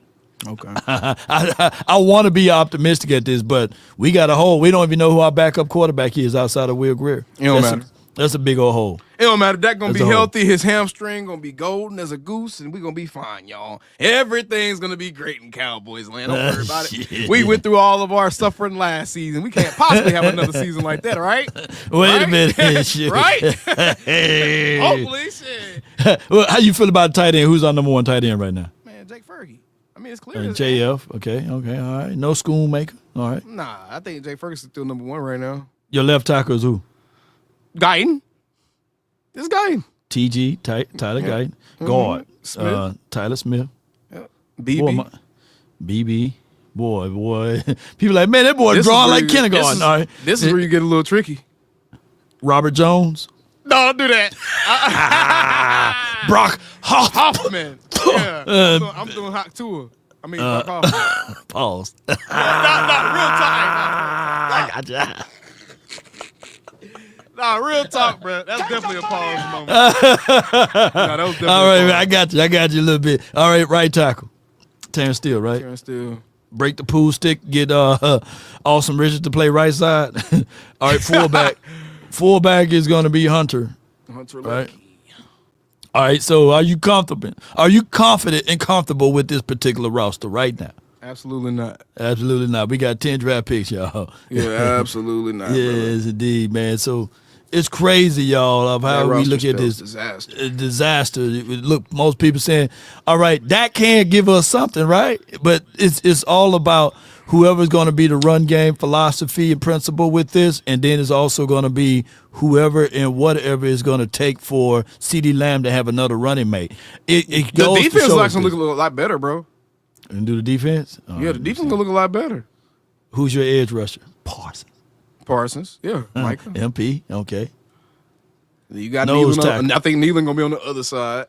Okay, I think they're gonna start Nealon on the other side. I think Sam is probably gonna spell Nealon, and Fowler probably gonna spell Parsons. Okay. Nose tackle is Mozzie right now, unfortunately. Who? I ain't gonna do the backups. I'm just gonna do all the starters. Okay, hold on. All right, so nose tackle who? Mozzie. Okay. Defensive tackle? They gotta upgrade that. Osa. Oh boy. All right. Linebacker. Marist. ML. All right. Kenneth. All right. And then Jack. Jack, okay. Sanborn, okay. Who's your DB1? DB. Okay. Bland. Nickel. Izzy. Okay. All right, and DB2? Probably Elam right now. Ooh, man. That's why I said Jair Alexander is a must. They got, hey man, Jair Alexander. I'm putting all my eggs in that basket. The Packers still trying to figure out dude, buddy. All right, who your safety? I mean, it's gonna look like Donald and Malik right now, but by the sounds of what Mike was talking about, Malik ass need to be gone, don't it? Wait a minute. We are fully supporting the young lion, and we trying to make sure that he has a proper kingdom to rule. Malik gotta go. We're gonna throw a pizza party. We're gonna throw a pizza party brought to you by Pizza Hut, Michael Parsons, and Hooker. Come on with it. We'll make them. Them boys gonna have to figure something out. And who's your other, Dono? Yeah, Dono. Matter of fact, just put Wanye in Malik's spot, cause Marquise Bell, what up? Marquise Bell or somebody, cause Malik gotta go. Shit, wait, we talking? I'm put JT up here, man. The secondary kind of iffy, but hey, the secondary is a little. How you feel about defense on a scale of 1 to 10? Y'all put it in the chat, man. How you feel? I'm at like a 6 right now on the defense. I'm at like a 6. Oh my goodness. I need to see something from the safety and the cornerback spots though. My biggest reservation, I'm pretty good with up front. I'm cool. I like the front 7. Front. I like the front 7. I'm cool with front 7. I just need to see what we're gonna do with our DB2. I just want to basically, what if in a contract year the Joneses just say this, man? We're gonna kick Bland back inside, Hey, appreciate the 5, Gatlin. You know who you are. I ain't trying to say your full government. I'm thinking though, man. Hold on, y'all got to give me. Appreciate the 10, LaMarcus. I'm thinking Lil real y'all, man. hard. Y'all keeping the lights on in this mud, man. Y'all know your boy out here starving. I'm a starving artist, man. You know, take out the money. Yeah, just take it out, okay? Take the money out, all of it. Yeah, there it is. Come on. Hey, appreciate it, My time now. man. Come on. That Cash App worked too for those of y'all that don't want to use that link. That Cash App worked just fine. Speaking of which, appreciate the 25, man. Will. Take the money out. Much love to you, big dog. Come on. Appreciate y'all, man. Wasting my time now. Come on. Love it. I'm thinking real hard, man. Who gonna be our Y'all saw DB my one? boy lost some love too. I ain't seen him pull up no damn super in a minute. Somebody send Law super chat, man. Somebody send me That some boy needs dog he needs food some money, new- man. Yeah, he needs some hair moisturizer. Some my boy Yeah, send man. Shoot, give me some of that stuff, man. What you use, number? beeswax. Yeah. Quit playing on how about them Cowboys. Yeah, come on. Appreciate it, Papa J. Appreciate you, That man. boy got that law beard routine. Yeah. Okay, he do. He got. I ain't gonna give him an analysis breakdown on his beard, but man, that's a good beard. Yeah, but he's kind of a little thin at the top, though. You know. How y'all feel about this defense once again? Because I'm sitting here thinking real hard on what's Malik Hooker contract look Man, like. we ain't had no news drop today. This is crazy. This is crazy, right? Altogether. Let me see what Hooker. What's Hooker contract look like? Let me see. Malik Hooker. Oh, he in the contract year. Sure. Yeah, he a free agent. No, he go to free agent in 2027. Okay. Yeah, his free agency is 2027. His base salary in 2025 was $5.5 million. 2026 is $6.5 million. His cap number this season is gonna be 7.75. Yeah. Yeah, 2% thing. Okay. Yeah. See right here. Yeah. I like Hooker. I think that you need the veteran presence. He's better than Dono. I mean, Hooker's the better safety in my opinion. I mean, Dono's he'll put the hat on you. He'll come downhill. But even when he come downhill, sometimes he messes up his run fits. He don't really scrape too well when he needs to scrape on them down route. You know, Dono got some issues, bro, when it comes to coverage and shit, man. So, I don't know, man. Hoffman. Hey, people gonna be literally saying Hoffman. Yeah. You gonna get COVID started back up with that Hell one. yeah, COVID 2020, you know. But we got Marcus Wynn. Appreciate you, man. What y'all think about the tight end Harold Fannin Jr.? I don't know who he is. I stay in my lane. I'm not the scout guy. I'm gonna leave that to Law and them other boys. I stay in my lane. I scout him when he get there. You know what I'm saying? Real talk. I don't do the look. This is how I do. Hey, when it comes to watching film on college guys for the draft, bruh, I wait till after the Cowboys pick them. Because I don't have time to be sitting here watching 500 dudes that the Cowboys may or may not pick, bro. I just don't, bro. Yeah, and then that player go to New England or something. And you're going to be like, well, damn. I know everything about him. For no reason, bro. For no reason. And then knowing me, I get everything going, and then all of a sudden I get one of them things from the NFL saying that, hey, that's all clips. So I spend all of that hours. They done locked down on them all 22, bro, for real. Hell yeah. So it ain't worth it on my end, y'all, from a business strategy. Not real But tough. Charles, you got to come on camera, man. If we're going to bring you up, appreciate you for jumping in, though. Yeah, go ahead and jump up in here. It's a slow news day right slow now. Slow news so cycling. Yeah. D. Ortiz. Appreciate I ain't got to you. escape on y'all. He says, I'm feeling a 7.5 out of 10 on the defense, a 5.9 out of 10 on the offense. I'm glad we care about the D, though. Pause. Yeah, pause. It's just frustrating. We don't supply enough for the offense. So I think that, believe it or not, the offense still will be ahead of the defense. Here's the reason why. And hear me out, y'all. Even though the defense do look good on paper for what we did for right now as far as depth purposes. I agree with you. But the reason why I think that the offense is still going to be ahead of the defense is because of, for one, Dak Prescott, for two, CeeDee Lamb, and for three, we're going to run the hell out of the ball. I know for sure. We better not go in here into this draft for the first 2 or 3 picks saying, well, we got Javonte, we got a Miles Sanders, and we got Tiny Deuce Vaughn. No. We still need a real tailback to be in the mix. That's my thoughts, and I think that's what they're going to do. That's malpractice if they do that. if they go into the draft and do that, bro, after you sign the dudes that you signed, bro, hey, I might have to change my name, bro. What you gonna be attack on NFL? Attack. Because hey, Jared will do the flag if they do that, bro. If they be like, oh, we got Miles and Javonte, we don't need to draft a good running back. That's crazy work. So I still think, no matter what we've seen so far this offseason, I still think they're going to address the offensive side of the ball via the draft. I still think they're going to get you a running back, a receiver high. I think that they're probably going to get you another down lineman in the draft as well, probably in that 3rd, 5th round.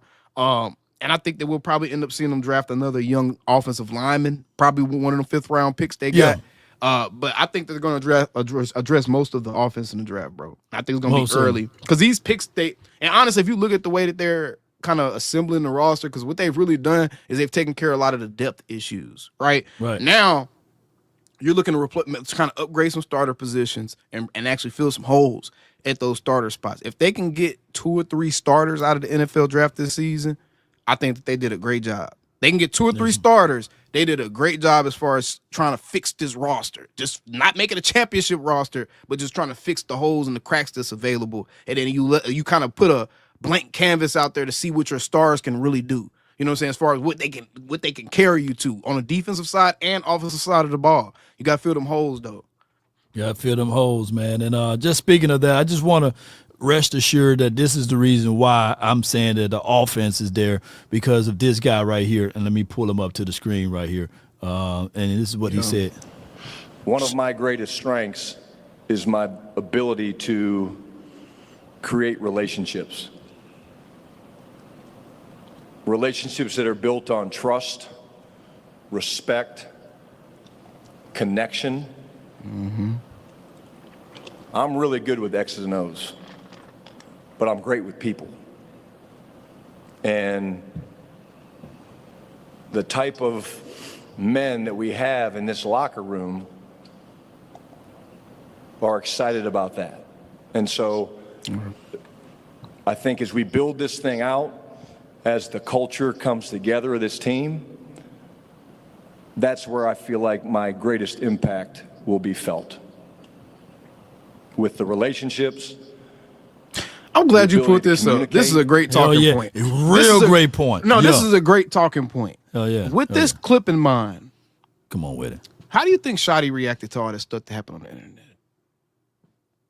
I think that, and shout out to Brandon Laurie, if y'all ain't following him, man. And we saw Trevon Diggs delete his tweet. You seen that, right? Yeah. Why you think he deleted that tweet? His PR said, hey, don't get into this fight, man. Just work on getting back out there on the field and prove it with the tape. Yeah. You don't care about, man, going into war when somebody don't like you. You know, one of the most impelling movies that I've seen was Fences. And the son wanted to know from Denzel, do you like me? You know what I'm saying? And like you, you know, he was like, shit, my responsibility is not to like you. It's to also provide and protect for you. So I'm putting in all of this work for you, regardless, I'm paraphrasing, is not about likes. And that's what this culture is a priority right here. It's not about likes, man. It's about these boys being on the same page. And I think that that's hopefully his relationship building is what Shotty is going to bring to the table. Okay. It's not about liking someone. It's about, he says, I'm a damn good X's and O's person. So we're going to see, whereas, if I'm not mistaken, when Shotty was coaching up the Seattle Seahawks, there was another running back that was drafted early, but it was the person that was in the backup that outperformed the drafted player, and he put him in the rotations. And I like that from Shotty because that shows accountability. I do like when we was at practice, when Terrence Steele, he had false started. And he told Terrence Steele, get to the back of the line. You don't get these reps anymore. So that's accountability. It's not about liking someone. And if he can bring that to the table, I think everything can work his way out, bro. That's deep, Law. That's deep. I love that. Yeah, you just sold me on Shotty a little bit more, even kind of telling me them antecedents like that, man. I agree with you, though. I think the offense is going to be further along just by bro, Dak is still there. You know what I'm saying? It's gonna perform at a certain level regardless, especially now that you have just some clarity. I think last season, man, it was set up to fail. It really was. I don't think anybody involved cared that much. I don't think the front office cared about trying to make sure the team was supplemented properly. I don't think Mike McCarthy really cared about making sure the best players were actually playing. And I don't think a lot of the players were buying into what the coaches were trying to get them to do across the board, on offensive and defensive side of the ball, depending on the position group. I think that this season we're just going to see, if anything, we're going to see a more consistent team. They're either going to be consistently bad or they'll be consistently good, but they're going to be consistent, just based off of the structure that's going to be laid out, right?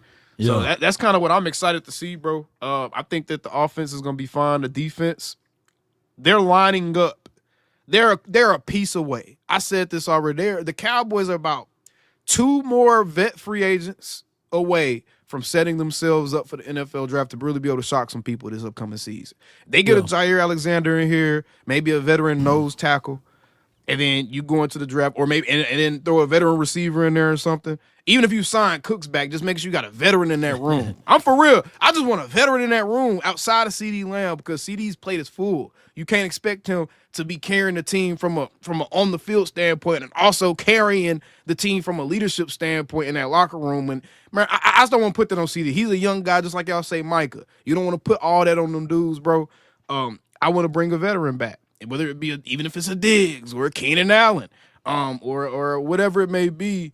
Whatever gets everyone else excited, I'm excited for it. So at this point, I'm not rejecting anybody. I just think they're 3 moves away from really being able to go crazy in the draft, bro. 3 moves. No doubt. So these are the available players right now. Aaron Rodgers they got him by order of like importance or what have you.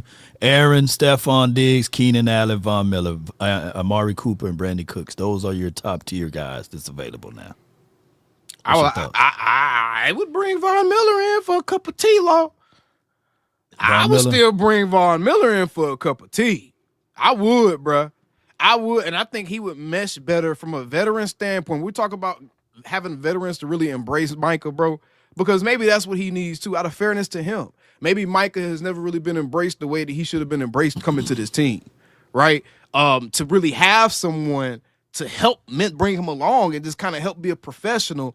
He was never embraced, right? I think Von Miller would embrace Micah Parsons. I think that he would really bring him under his wing and try to give him some real knowledge. And I think Micah would respect that coming from Von Miller, because essentially Von Miller was a prototype of Micah, right? So I think just Von from an on-the-field standpoint and a locker room standpoint, I think it makes a lot of sense to bring him in for a cup of tea, bro. Keenan Allen, I'm not mad at that. Given what's left, I'm not mad at y'all pushing the Keenan Allen there. I'm really not. So I'm not mad at that, given what's left. I think if Keenan Allen came here, he would be an assumed upgrade over most other guys on the roster. I still argue that if you look at production, bar for bar, pound for pound, Jalen Tolbert was actually more efficient with his with his receptions last season. I'm just saying, bro. But I would like Keenan Allen in here. I think that would add a little bit of oomph to your locker room. Again, precision route runner. The speed kind of worries me. The health worries me. But besides that, I would add a Keenan Allen. That's the only thing is the $11.1 million. And, the Cowboys. That got to come down, bro. There's no way. No way. Here's how that market going to come down, though. I always call this like, you want to have something on your stomach before the draft. Yeah. Well, you also want to have some leftovers after the draft. I will put Keenan Allen in the leftover category after the draft. Him and Von Miller. I think that if Von Miller, if he lasts after the draft, right? He's 36. He's a long tooth, right? Mm-hmm. If he comes after the draft, you can really go into the fridge and say, okay, all right, well, hey, he'd be a leftover stack. Because I don't want them to cloud their judgments on drafting a certain player. If a certain player falls to them, and if they don't get a chance to get that said player, then they can always circle the block on Von Miller at the age of 36. But I feel like after the draft, though, you get a slight spike. I think you get another slight spike in how much guys get paid because of the reason you're talking about. Because teams are more desperate because they may have missed on something that they needed or wanted. So that may increase that'll spike a player's value slightly. That's why I think that honestly, the best time to sign some of these guys is around the time the Cowboys usually start doing work which is like that week 3 of free agency because everything kind of slowed down. Guys are taking up most of the big contracts, and you just got guys that's really just trying to get on teams still. Because I still want these guys in the building. I want them in the system. I want them with hands on the playbook still. I don't want to wait until May or June to get these guys hands on the playbook, bro. I need everyone locked in from March, April, like going forward, bro. Because all that stuff matters. All that shit matters. You know what I'm saying? So, I don't know about post draft on some of them dudes. I think Vaughn might get a little bit of. He might end up fucking around, get a little bit more money than he would have before the draft. I'm serious, bro. Because the team might have missed out on the pass rusher or something. He might get a little bit more money than he would have normally. Here's what I do know. This is why I do AOC like the post draft free agency pool. Because there will be some teams that say, man, we drafted Mason Graham. We no longer need our interior defensive tackle. Or we drafted Will Johnson. We no longer need our veteran DB. We're going to let him, walk. Point. Yeah. So it's good to have money then. But my only thought would be, with Parsons, Parsons is the clue, is the glue to all of this, because do you go ahead and get that deal out the way so that you don't have to worrying about Parsons' deal versus the new guy that you're going to bring in? I wanted Micah Parsons' deal done a month ago. Right. Like, to me, and people mistake me just trying to have nuanced conversations with my take, Brett. I want Michael here. Mike is still one of my favorite players. Yes, I'm holding him responsible. Want him to kind of grow up in certain areas. He's still one of my favorite players. I want him here. Ooh. He needs to get paid. I love this. That ain't bad. That's a good one. I would like that one. Yeah. Law, why wouldn't his deal be done already? You know what I'm saying? Why wouldn't his deal be done by the time the draft has come around? Unless, and don't shank me with the butter knife, people. Unless he's a draft day trade bargain piece, right? Yeah. And I'm not saying that this should happen, y'all. Right. But I'm just pointing out. Conversation we having. I'll point out the reason why would you not get this deal done. Right. What's holding you back? You got $44 million sitting in the pot. You can go ahead and work his deal out. If not, you might be thinking, all right, I got the 12th pick. I got Parsons in my back pocket. All right, what y'all want? Right. I'm looking for 3 first rounds. I'm looking for 2 first rounds. I'm looking for an option to be able to move from this contract, etc. That will be the only thing. And I know people going to say, and I see y'all already mad, that's a terrible take. But it's got to be there because...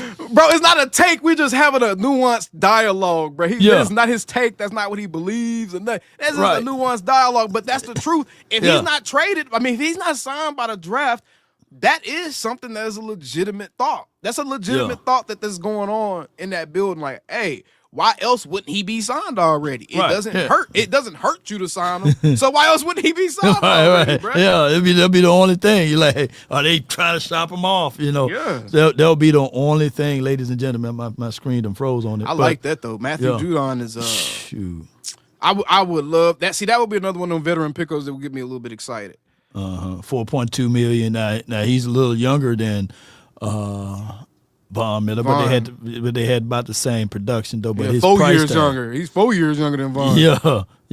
But they had the same production, almost the same production. 6 sacks, both of them had that apiece.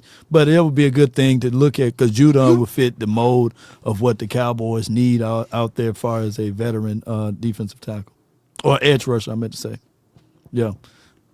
Got a super chat right here. It says, I'm late to the party, but is the date that Slick Rick dissect Diggs or what have you will be traded or cut? I think he pretty much saying is I don't know if it's gonna happen. I'm gonna be honest. I think that because I said it when he posted, I had put what his line of thinking was behind it. He seen the money that it was going to be due, and he kind of seen the fact that the Cowboys can't really afford to pay both of those corners. And I think that he was just making an educated guess. I don't think it happens because, man, we would have heard some kind of whisper. We would have heard there would have been some kind of smoke signals coming about from that type of decision, Law. Right. Especially if you're trying to trade him, we would have heard some type of whispers about the Cowboys making calls about Diggs or something. We haven't heard anything. I don't think that happens. I think that he's still on the roster by the end of the day. But I don't think that he's on the roster by the end of this upcoming season. I just don't. I don't. All right. And the next one's going to be on Paris Campbell. D. Ortiz want to know how do we feel about James Washington 2.0 Paris Campbell? What's your thoughts on him? My thoughts is, why are we fucking making big deals about camp bodies? Bro, why are we making big deals about them signing people just in general, bro? We don't know what their plan is. We don't know how much money this dude probably got $1 million vet minimum contract. And y'all are sitting here acting like that this is the move the Cowboys are banking on being that guy. In no way am I going to sit here and act like I think the Joneses are dumb enough to think Paris Campbell's going to come in here and be a wide receiver too, bro, when they can look at this man's career and see this shit. There's no way. No way, bro. So I don't get hung up on shit, bro. Like, some of these signings, they're bodies. Some of these signings, they're going to be camp bodies that just used to compete, bro. That Paris Campbell may be competing with Jalen Brooks for wide receiver 5, bro. Yeah. Real talk. So why the hell, either way, one way or the other, why are we getting mad or why would we get happy about that signing? Some of these signings just don't deserve energy. You saw the Miles Sanders money, didn't you? I was like, God, dog. How much they give him? 1.1. That's what I'm saying, bro. Yeah, 1.1. So some of these signings is just like, yo, they just getting talented guys. There's not necessarily signings that they think are gonna be huge impacts. They're loading up with talent. The good thing about these signings is they have distinguishable traits. It would be different if these guys coming in, Miles Sanders, when healthy and went on a real football team, he was a guy that averaged 5 yards per carry for his career. Right. Yep. I mean, and we definitely can't judge off of anything that anybody does over there in Carolina. No, for real, bro. Right. Paris Campbell, 4.31 speed. It's a distinguishable trait. What is Jalen Brooks' distinguishable trait?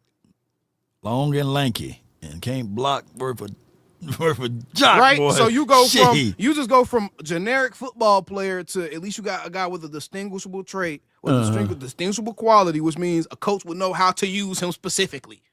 Yeah.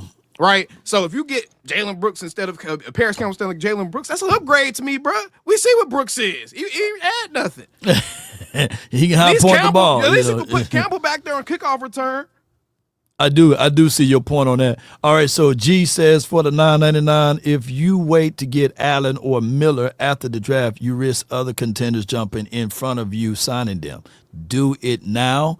Yeah. But there will be some waves of some notable players after the draft, though, because they're gonna fool around and say, "Well, we got us a Matthew Golden. We no longer need X, Y, and Z wide receiver." It's both ways. I just want us to be activated and active throughout the entirety of the offseason, right? Right. And I think that's what they're doing. They're giving us a little bit both of what they did last year, and they're going to give us a little bit of both what they're doing now, meaning that they're making some moves now. And remember, last year, that's when we made a run at Carl Lawson's. And he's still on the market, too. Carl Lawson's still there? Yeah, he just signed him. That's what I'm saying. They need to sign Carl Lawson back. Yeah. They let Chauncey go sign Carl Lawson back, man. Yeah. So, hey, guys, man, we got a little bit of minutes, man, before we get on up out of here. The link is at the top of the box if y'all want to jump in and give us y'all thoughts on everything. Have you ever noticed at AOC? Everybody say, hey, man, I want to collab. I want to do this with you. And we send out the link. We be sitting there like, hey, this is your opportunity to collab. You know what I'm saying? Real talk. They scared to come in here with me, bro. That's what it is. Come on in here. Cutting up on people. I'm sorry, y'all. Yo, you ran them all. I'll be better, y'all. I know I be cutting up sometimes, man. Yeah. Hey, man, it is what it is. But, yeah, man, this is interesting. So the grades on the free agency. Okay, yeah. Let's do our week one grades. All right. So we need to pull up a list of the signings we've made. I got it. John Shoulder. Shout out to our guy, the collective. Let me see if I can go to his page. This Wednesday and Thursday at 6 p.m. Y'all check it out. I know what I got it. I got it on my Instagram. Hold on. Boom. Yeah, so we're about to give the week one grades for free agency. While Law's pulling that up, everybody in the chat, let me know what your overall grade right now is for the Dallas Cowboys from F to A. I already know what I'm about to see. I'm about to see a whole bunch of C's and D's. Yeah. Here it comes. Let me see if I can pull it up. Building the plan. And I disagree with y'all monkey asses too. It ain't no D. Come on, you gotta put your face on the camera though. You gotta put your face on the camera. Yeah. Boom. Look at Marv in the chat talking about some no link. It's in link, Marv. Yeah, okay. Is it too small for y'all to see? No, I can see it great. Okay. That's the that's the way. Yeah. That's some old man eyes, Law. Man, okay, man. Come on with it. All right, Coach DC, I said the same thing. Lecky Fotu is a name I will look out for everybody. Nose tackle, Jets backup nose tackle, huge dude, 6'5", 335. Aaron White Cotton guy. I think he spelled Quinnen Williams. All right, so we got the list right here. They agreed to terms on Dante Fowler. What's your grades on him? I give the Fowler signing a B+. B+. I pick it back off of it, give it a B+ too. I think that's a good pickup because of what he's going to bring to the table. He's ready to go and rock, man. He had 10.5 sacks last season. So yep. 10.5 sacks, bro. So I like it. Now put that B up there. Quit playing. I mean, put that plus up there. Oh, yeah, plus. Okay. You want positive. Yeah, put that plus up there. Quit playing. Man. All right, Paris Campbell, man. D. Okay. I give it a D. Okay. I give it a D. I mean, it's just the body. You know what? No, I give it. Okay, here's a scale. If it's neutral, if I have no feelings about it, I'm gonna give it a C. If I'm positive about it, I give it higher than a C. If I feel bad about it, I'm giving it lower than a C. I mean, you can't get wrong with Camp about it, man. That's I'm also saying C minus. D+, C minus. C. Okay, all right. Well, shit. This is the Camp body, bro. Special teamer, bro. At most. So I'm putting a C right there at it. Since it's D+ and you C. Okay. Yeah. All right. It's my turn to go first then. Kyrie, then you go, okay? Okay. All right, Kyrie Elam. You know what I liked about it is the fact that he's a former first-round draft pick. And when you said that that he had that INT in playoff, I'm giving it a B move, man. Yeah, he had two of them. I just seen the second one today. It was against the Steelers on the goal line. Bills up 14-0. Steelers about to score a touchdown. He jumped right in front of the receiver, bro, in the little corner. Got him. So I like him. I like Kyrie Elam. I think he has a lot of promise. He was playing in the wrong system. A lot of people will go back and look at his statistics and like, oh, look how bad he is. He's not his own corner. He's a press man corner. I like this move. Just from a potential standpoint, I'm giving this a B-. B-. We're going to be able to B- all together. All right, you'll go. Kenneth Murray. Linebacker from the Titans, a guy that can kind of do a little bit of everything. He can play in coverage pretty well, has great feet, great mobility, great athlete, and he can actually he plays his run fits pretty well as well. I like Kenneth Murray. I'm giving this a B. I'm giving that a B. I think that gives you a linebacker that outside the Marvion Overshown, that's probably the most pedigree you've had with a linebacker that you've had on your roster in a long time. I'm giving it a B+. So okay, we go B+. We go B+. I'm fine with going B+, bro. Here's the reason I like why. the Kenneth Murray move. Go ahead. We've been pedestrian at linebackers for a long time, and we got somebody. Even though I get what people are saying, whereas his production levels and these sorts, but he haven't been around a guy like the Matt Eberflus. So I think Matt Eberflus is going to give him going in the right direction. I think he's going to showcase what a real linebacker is in this system. And, of course, just give us enough time to allow Overshown and Weapon X to get ready in there. You know what I mean? You don't have to rush them. And so I give it a B+. But what you got for Solomon Thomas? Your turn. You going first. All right. Good rotations. Already familiar with the system and the philosophy of White Cotton. So I got to give this one, believe it or not, a B. Much needed leadership. Let me add that to the list. Yeah, much needed leadership. Much needed mature veteran leadership in the locker room, bro. On that defensive line specifically. Yeah. B. I like the Solomon Thomas pickup a lot more than some people do. And man, you gotta be careful when you look at it, when you're trying to evaluate these players and they're coming from bad teams.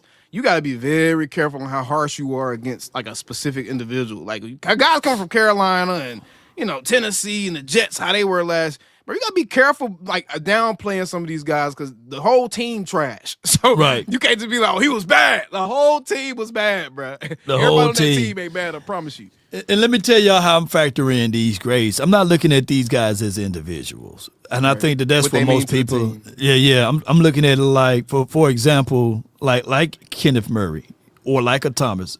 we're not leaning on these guys to be the difference maker independently, but I'm looking at them how they will work in with conjunctions of a Parsons or with another Osa and with what we got. So I get it when you look at the individual resume, you say, hey, this person may be X, Y, Z, but I'm looking at the complete picture. That's how I'm grading this. So say whatever you need, but I think it's your go on Javonte. Javonte, this one is a C for me, bro.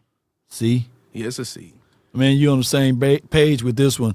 I think that you need the Camp Bodies, you need your Ronald Joneses, you need your, say it with me, Royce Freemans of the world.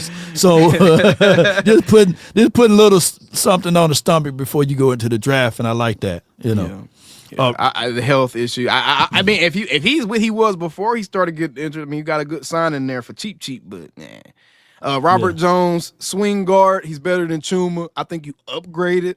Yeah. As it pertains to that goes, as far as who he replaced on the roster. So based off of looking at it like that, looking at him as the replacement for Chuma Edoga, right. I like this as like a B. This is a guy that started 17 games for the Dolphins last season, bro. And prior to last season, Robert Jones was looked at as the best offensive lineman they had.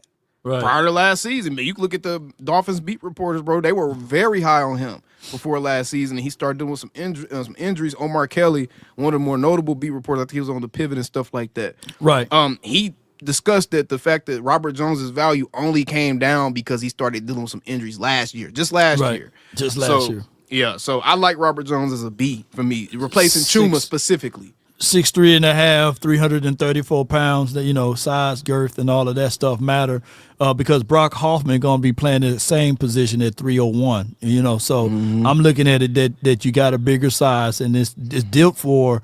Okay, Nate Thomas, you on his team. Now you got to fight for it. Nothing is given to you. TJ Bass, you got to fight for it. So I do like the bigger size, and it's going to kick him inside to be your swing guard. I think that this is going to work well with us. So I'm giving it a – people going to say, man, we optimistic like hell. But I'm giving it a mid-grade, like a B.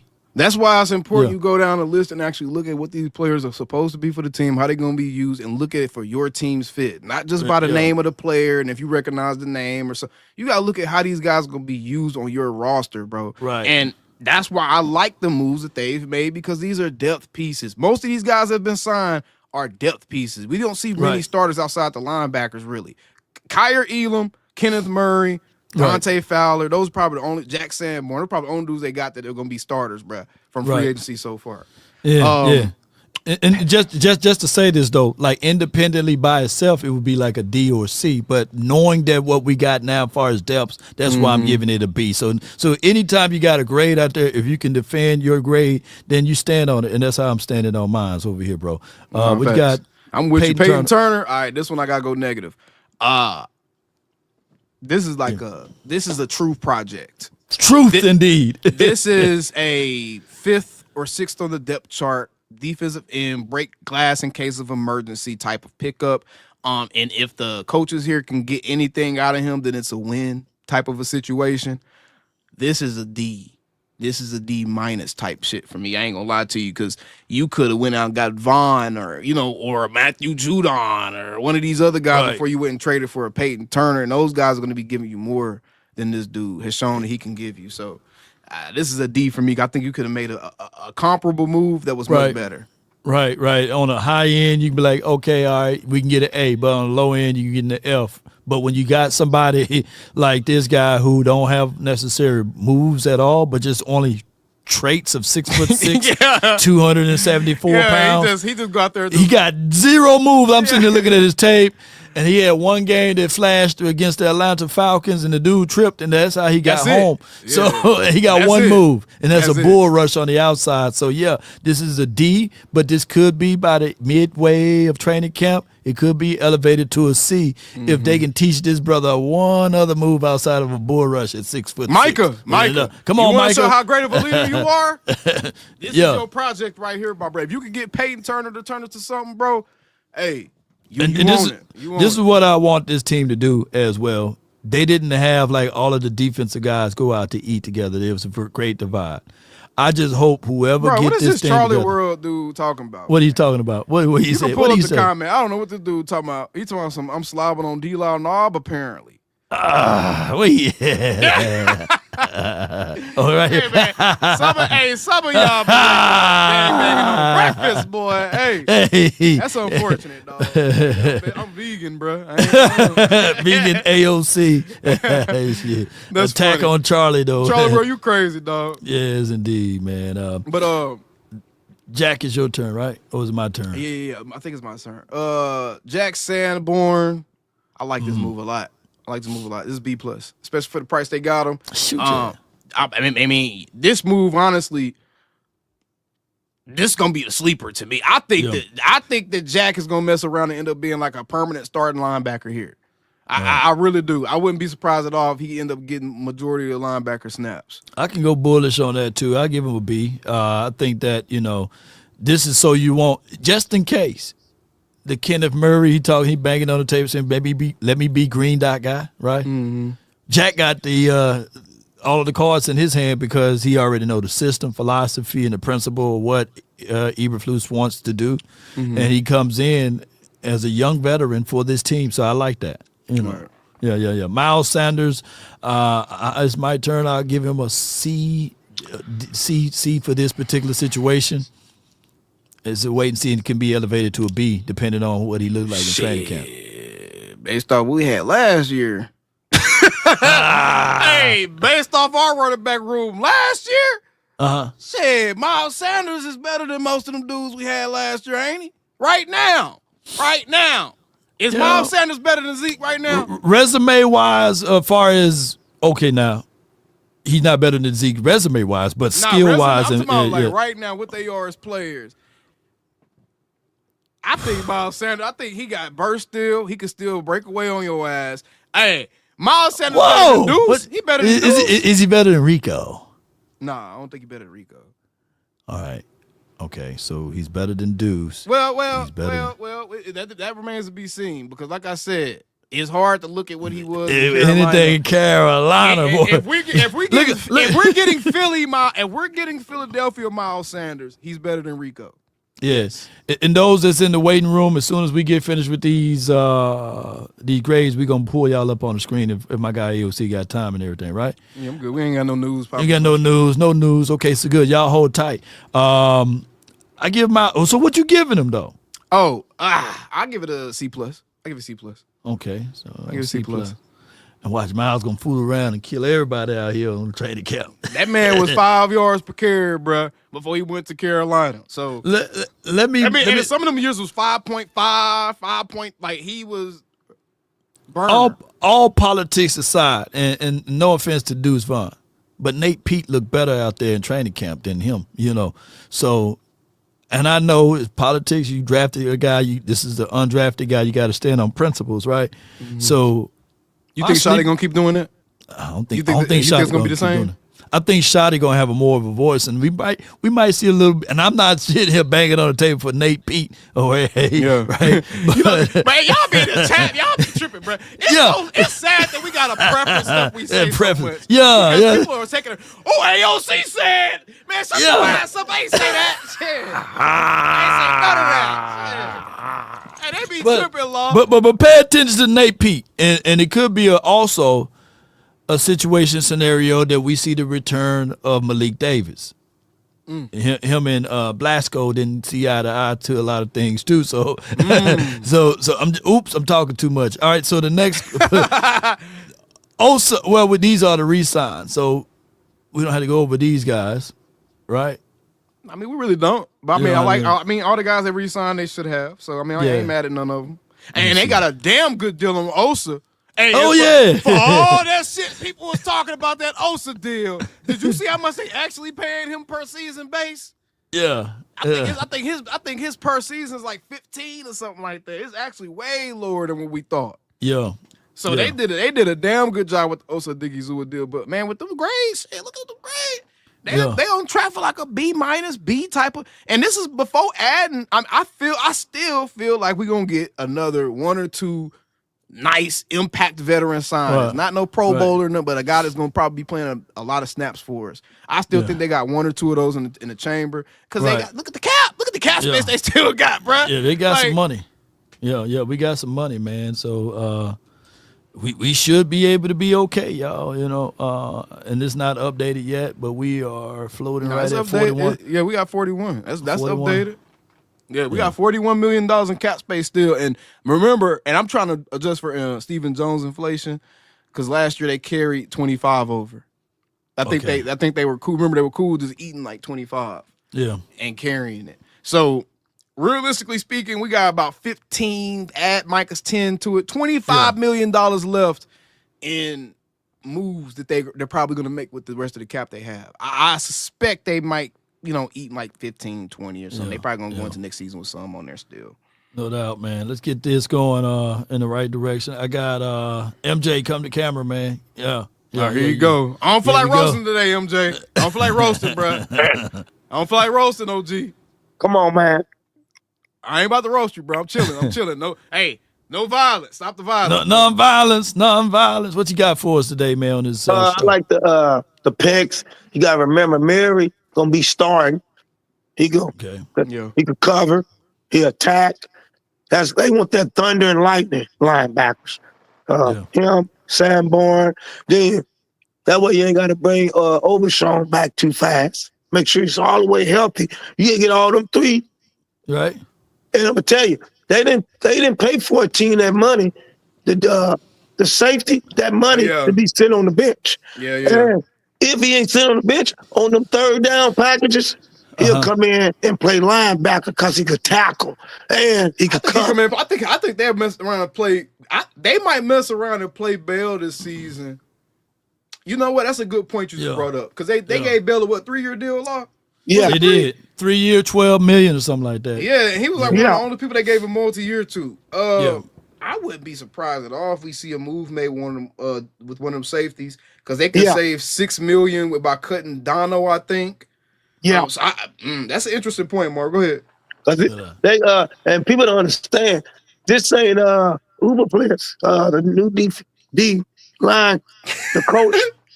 He could coach defense. Yeah, he can. He had two players. What you call him, bro? Uber fleas. He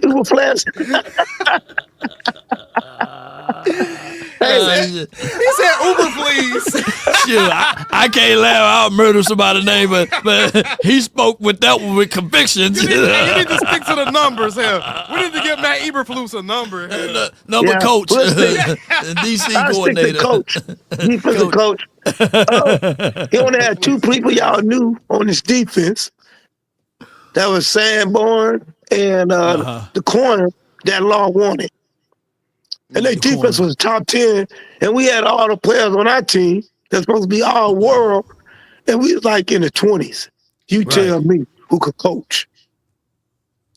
So that should be a sign for the Cowboy Nation. This guy know what he's doing. And then on the offensive side. Somebody said Uber Eats. That's what they sound like he said. Come on, man. On the offensive side. Yeah.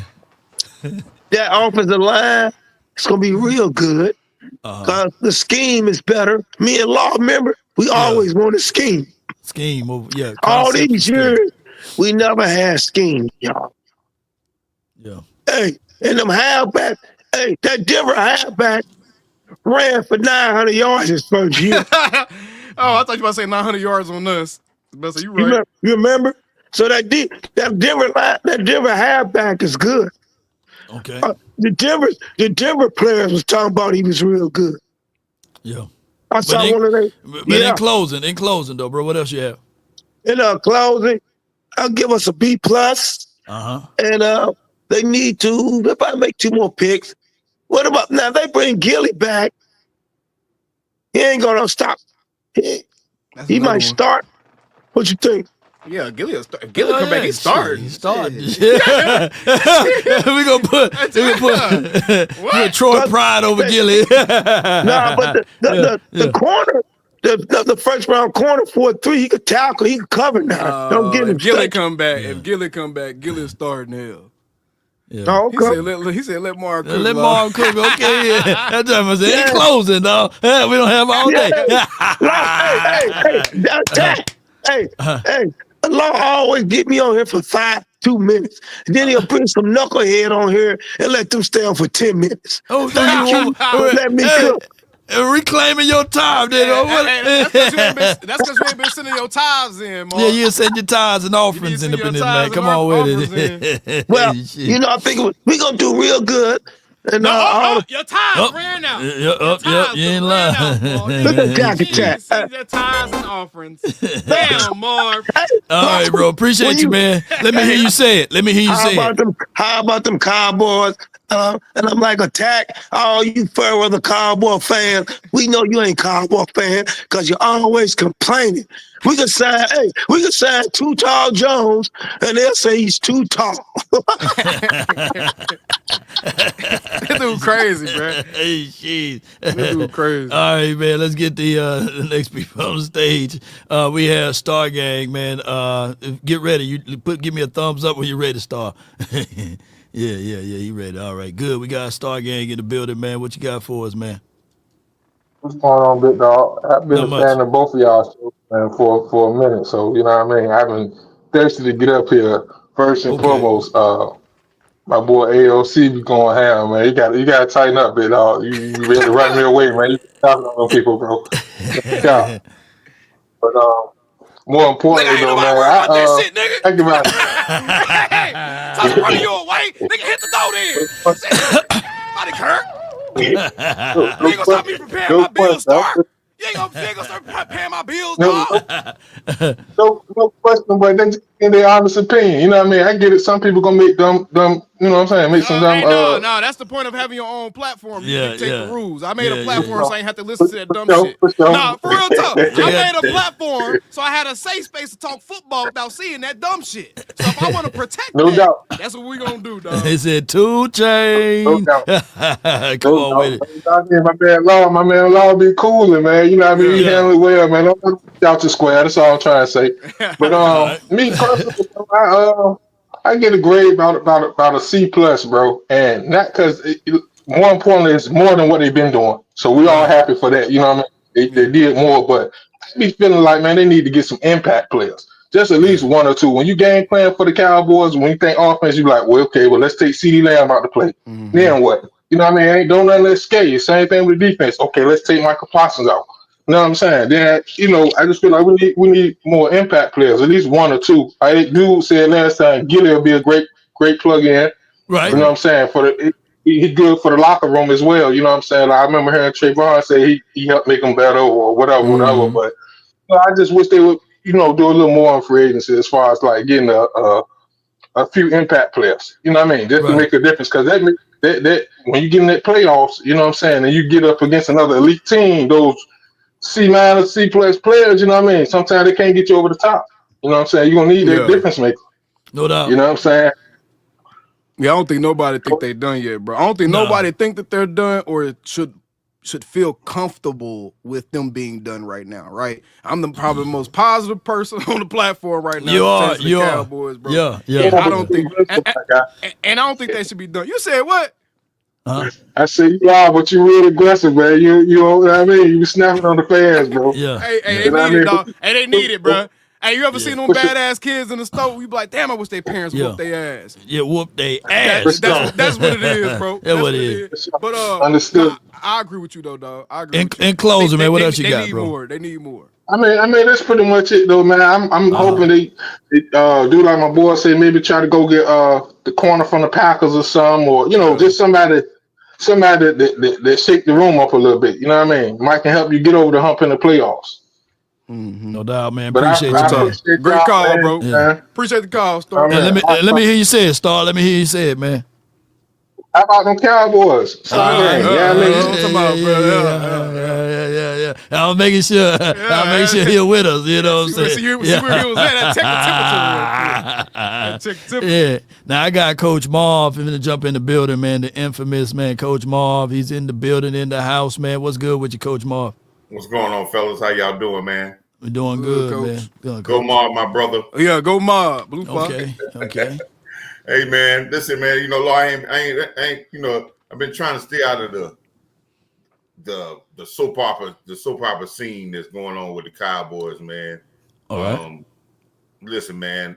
Some of the moves I'm with, some of the moves we yet to be seen how it's going to turn out. But it's all about preparation to me. We done had better talent. All right. We had explosive players. We had a CeeDee Lamb at 1,000 yards and Amari Cooper at 1,300 yards.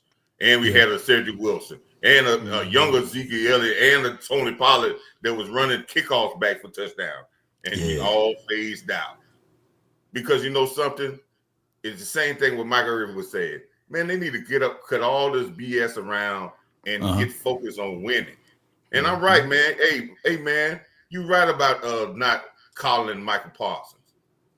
See, this is what the problem with sometimes in Cowboy land. We crown guys and we get scared of guys. But let them off the hook. Let me give a word to Michael Parsons right here. Everybody's on your side now until you get your big check. Yeah, you're right. Shoot, different responsibilities once that your money. Big check, all these people who patting you up and saying, "Oh man, Mike is all right. I'm on Mike's side." They gonna flip. So you better get yourself together and win because they gonna once you get your check in Dallas. Yeah. Everybody's gonna turn on you then. See, that's all right now because you the guy that's trying to get the big payday, and we want to have the bling bling to say we got the highest paid guy that there's a non-quarterback. But the expectations are gonna go off the chain when you get your check, and they're not gonna accept you not getting but one tackle in a playoff game. That ain't gonna be acceptable. Right. So that's what I'm saying too, Coach. Facts. Yeah, that's what I'm saying. But I think this guy he is a great talent. Now, generational, you have to do things that no other people have ever done before to be generational. Now, potential generational, he can be that. But this is what I say, man. He has to understand that greatness don't go ask about getting help. Come on with it. Every time it goes wrong, I need help. What do you do to upload the people you dare? Because I remember partway through the season 2 years ago when they were winning, he was talking about how great the team was. Facts. Yeah. Coach, so, don't hurt us now, Coach. Come on with it. Nah, keep going with that gospel. That you can get this team to another level. And I can't telling people, and I've said this 1,000 times. Coaches cannot make talent. They only can motivate talent, refine talent, right place for it to be great, and hold it accountable. That's all coaches can do. And those things have not been done in Dallas with the past regime as a coaching staff. It ain't been the talent. We haven't refined talent. We hadn't put it in the right spot. We Come on with it. Accountable, and in some cases we hadn't motivated. Well, hopefully we'll see in training camp if they're gonna change the philosophy. Because if it's the same cupcake training camp, get whoever you want in here, and we're gonna still be lame when it comes to the season. Because those who sweat more peace bleed less in water. Ooh, way! That's Coach Marv, man. Come on with it. You should have dropped the bomb for him. Man, I wish I had the bomb on my soundboard. I got all of that, but I don't have the damn bomb. Come on with it. Sure. But hey, man. That's all I've been saying. He just said it in a much more mature, palatable way. He but did. That's the only point I've been making about Micah, bro. I love Micah. He's my guy. He's an amazing talent. We're crowning him too soon. We're coddling him too much. People ain't being real with him so he can see what the reality is that he actually needs to be trying to shift. If you let a guy live in Lulu world, then all he's going to be trying to do is make an impact on the shit that's going on in Lulu world, bro. We need Micah in reality. so he can make an impact on real life, bro. That's what we need. Yes, indeed. And somebody put that quote in there so I can put it up on the screen, man. That was fire. I forgot what he said, but that was facts right there. Those who bleed more. See, I put it in the chat, man. Hey, Dr. JX1555, get off of your knees and hinge your jaws from Michael Parsons' slong, bruh. Y'all boys being here ready to take face shots, boy. Oh my God. This man, Dr. JX155, is taking back shots with Michael right now. He got his ass tooted in the air, ready for the insertion. Oh my God. No. Man, Get your ass up out the chat, man. Let me bring up Soul Goddess next on the stage. Come on, get ready. Give me a thumbs up when you're ready, Soul Goddess. All right, you in the building. Come on with it, Soul Goddess. Come on with it. What's up, nation? Hey, AOC. Finally, nice to meet you in person. What's going on, Laura? Yeah, well, I haven't seen you in a long time in person, but we chat all the time. How's everyone going? For this draft, for what we do in free agency, first of all, I try to take my emotions out of it when it comes to it because we've been preaching it a long time. We want the Cowboys to do something. They don't do a damn thing until like the last day. Then we do something in the draft, and then we do nothing after the draft. And then we got to be, as Cowboy fans, trying to be like, no, the moves we made were good. They okay. So I'm glad to see we did have a cultural shift. It's not a huge shift, but baby steps. We're going in the right direction because we brought in coaches, serious coaches that know what the hell they doing. These are not coaches that were like, oh, they've been in the building, let's give them a chance. Like, they have coaching pedigree. These are like top echelon. They've been head coaches. They know what the hell they doing. They might not be the best when it comes to maybe like delegating, which is why they lost their head coaching job. But when it comes to their skill set, like defensive coordinator, OC, they know what the fuck they doing. And I prefer that compared to the last coaching staff. I think the only one I wanted to keep out from the last coaching staff, especially on the defense that we had, was out of everyone, maybe Coach Scudina, because the transition we saw when he took over for what happened with Mozzie to what Mozzie did last year. Yeah, he held Mozzie accountable. He helped Mozzie. Look at the steps some of the guys made when we lost so many key pieces last year. And if it wasn't for the injuries, I thought we would have did great last year with the guys that we had, because if you look at it, when people started getting healthy, weren't we still in the mix almost? We almost made the playoffs, and we missed like what, 8 games, 9 games with all our most of our starters out. So it wasn't like we were trash. It was we're injured, and it just so happens we didn't have the depth, and that was the problem, because we had holes.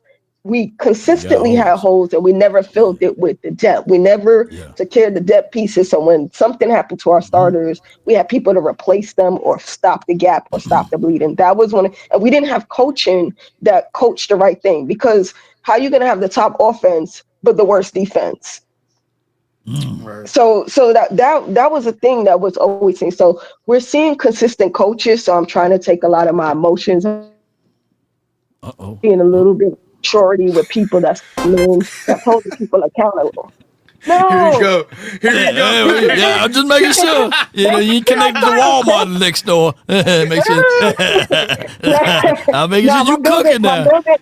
My building is old school industrial. I live in like one of them old buildings. Have very thick walls. The Wi-Fi is like.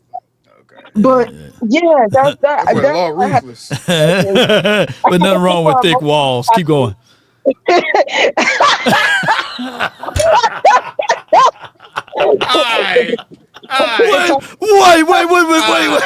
What'd you say? What are we talking about, man? What are we talking about? Yeah. This is mine. What are we talking about? I'm just saying what I said. I'm saying, like, we gotta check our walls or something. What y'all talking about?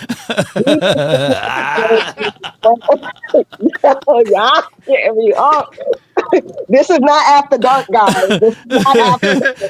Wait a minute. I heard something about rearranging some furniture. He ain't lying.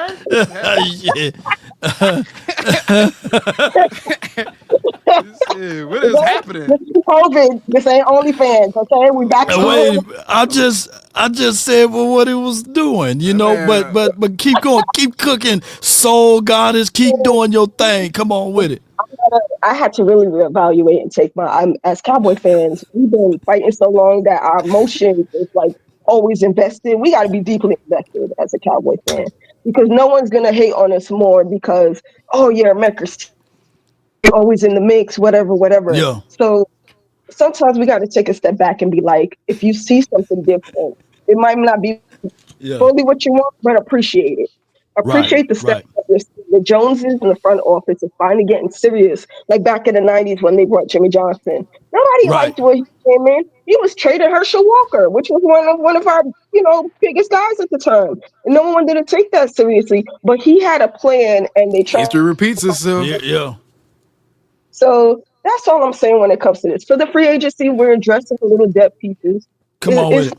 We're not going to get what we want. The Joneses are gun shy about spending all that money, so we already know that. They've been burnt too many times by overspending, but we're getting quality, not the best quality, but it's better than Temu quality, which is what we usually get. So right. So on a scale of 1 to 10, well, not 1 to 10, but you're A to B, grade, A to F. A to B, A to F. I'm going to give it to a C+ to a B. I'm going to keep it neutral just for the fact that I have to see what they do. That's where we should be at. That's they fair. look on paper individually, but we had teams and people. Don't do that. You just trying to get that bubble. You stupid, dog. Hey, he be hit that ball like a DJ hit the flip.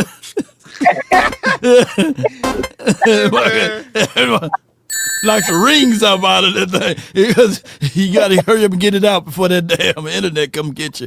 But but they don't work collectively, so I have to see how they work with the coaches and how they work collectively as a team before I even evaluate. So training camp is going to be where I really do my evaluation this year. I'm not going to get too hyped. Let's see where everything is and how it play out first, and then we see what we're working with, and that's how I'm going. No doubt, no doubt. Hey, Fire appreciate you. Hey, but we, you can't just leave now. You got to. Because AOC always he don't really get it. How about them Cowboys? How about them? Yeah. Come on with it, boy. Sure, come on with me. Hurt the furniture that much. Here we go. Yeah, that's a good call right there. Sure. Here we go. Y'all let the soul goddess outperform y'all today, man. Sure. Them Cowboys about to break my desk over here. You got too much expensive stuff over there. Yeah, get the shaking and rumbling over here. All right, we got Dr. Q, man. Appreciate you so much for the $10 super chat, man. I thank you so much, man, for your support. Take the money out. He says, great funny show. If Will Johnson drops going there to the replace, who he's going to replace, he will be a top 3 in a couple of years. Also, you still have Dak for a few years, so if they falter with wide receiver Jeremiah Smith is next season. I want a receiver this year. I ain't gonna lie to you. I need receivers now. I need it now. I need J.G. Whitworth over here. I need wideouts now. But here's my thoughts. Will Johnson, it would be hard for me to pass up on that kid right there because I know how much we need a defensive back. So that's an area of need now. So yeah. It'd be hard to pass up on Will Johnson. But if he is good as he is, he should be there at 12. Yeah. That's my thoughts on it. Yeah. All right, we got. You getting them big boy donations. Boy, come on, baby. Hey, don't be letting Long Ted outperform y'all. Come on, AOC. Stop and fight. Yeah. Come on. Bartend, what is your profession? Donate. Don't let them out big bank you. AOC, I mean, where you at?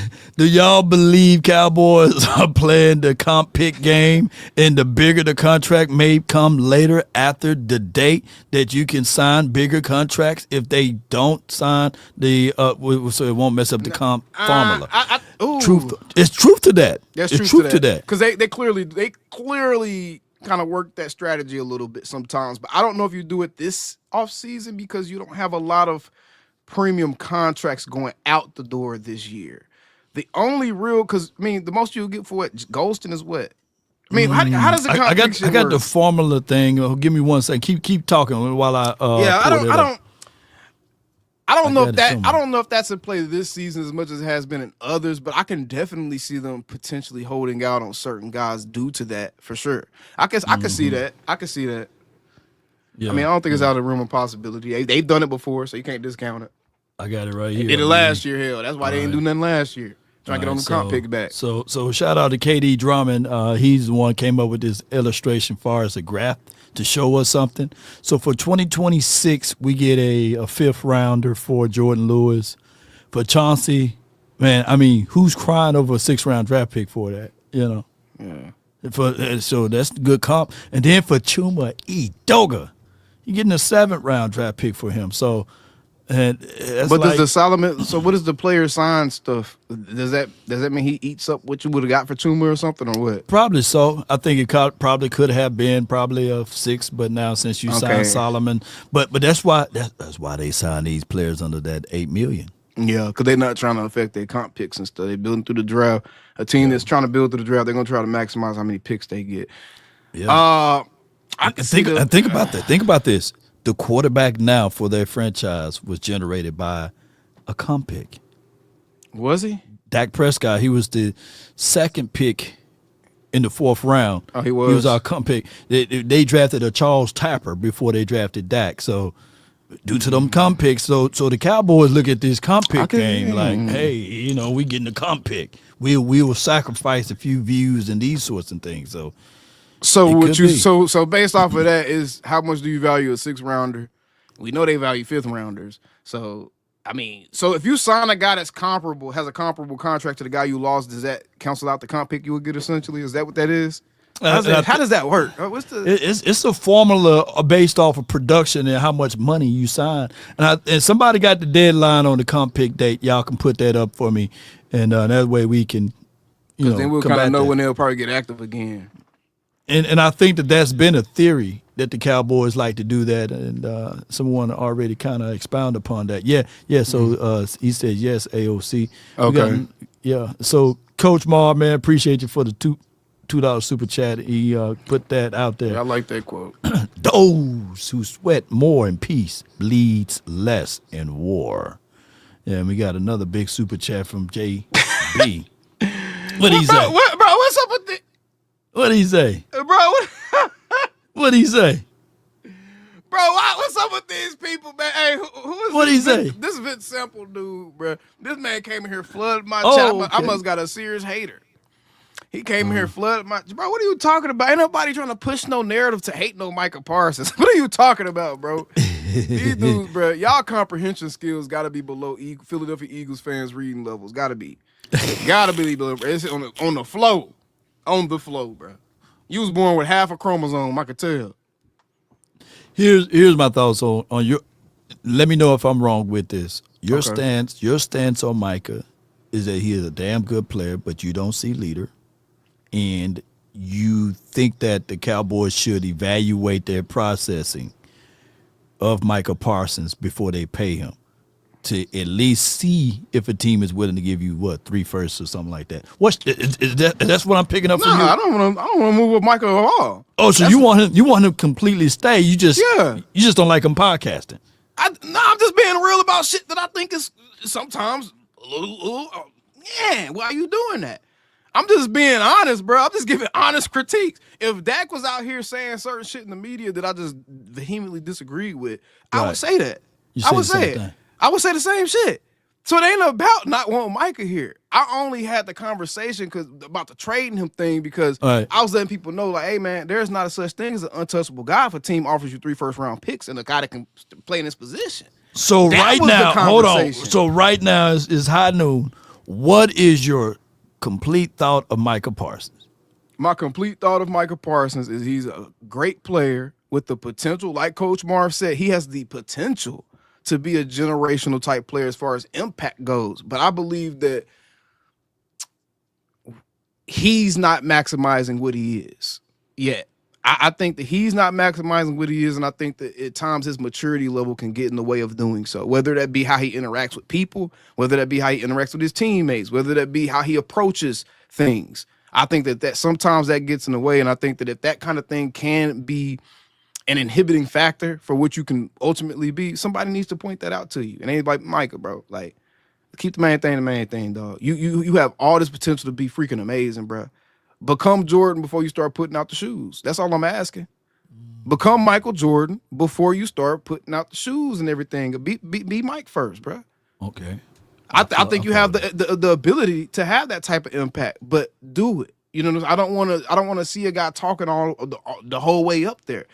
Yeah. My thing with Mike is no different than how I felt about. I don't know if y'all remember the Memphis Grizzlies a few years back when they were like really ascending and they were just talking a lot. They were talking a lot.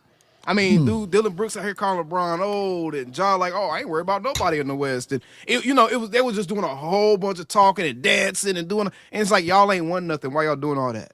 Yeah. If you were to win something, it's like, all right, cool. You gotta beat them, shut them up. But y'all haven't won anything, so it just looks goofy.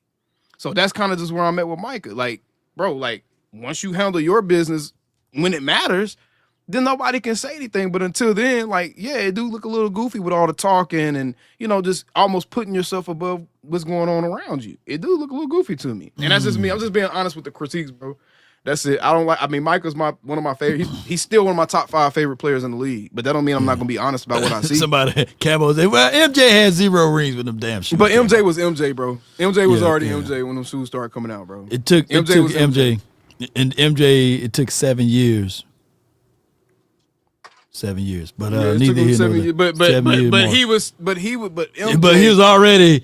Everybody saw that he gonna be the one. It took him 7 years to win and stuff, but he was still carrying a franchise. Like Micah, it's a different situation. Maybe it was a bad comparison on my end. It was a different situation. Micah got help around him, bro. It ain't like he just there by himself waiting on his Scotty to get there and all. He already got superstars around him too, so it's a little bit different, but. Yeah, I don't have an issue with Micah, bro. I just think that everyone's open to criticism, bro. Like I would critique my own daughter if I felt like that she did something out of pocket. So why the hell wouldn't I critique a football player? Like who are they? Like you know what I'm saying? Like, do you critique your daughters, love? Yeah. Okay, so why the fuck would we be scared to critique these guys? Daddy mean, but daddy good, and daddy's great. Yeah, like why would we be scared to critique these dudes, bro?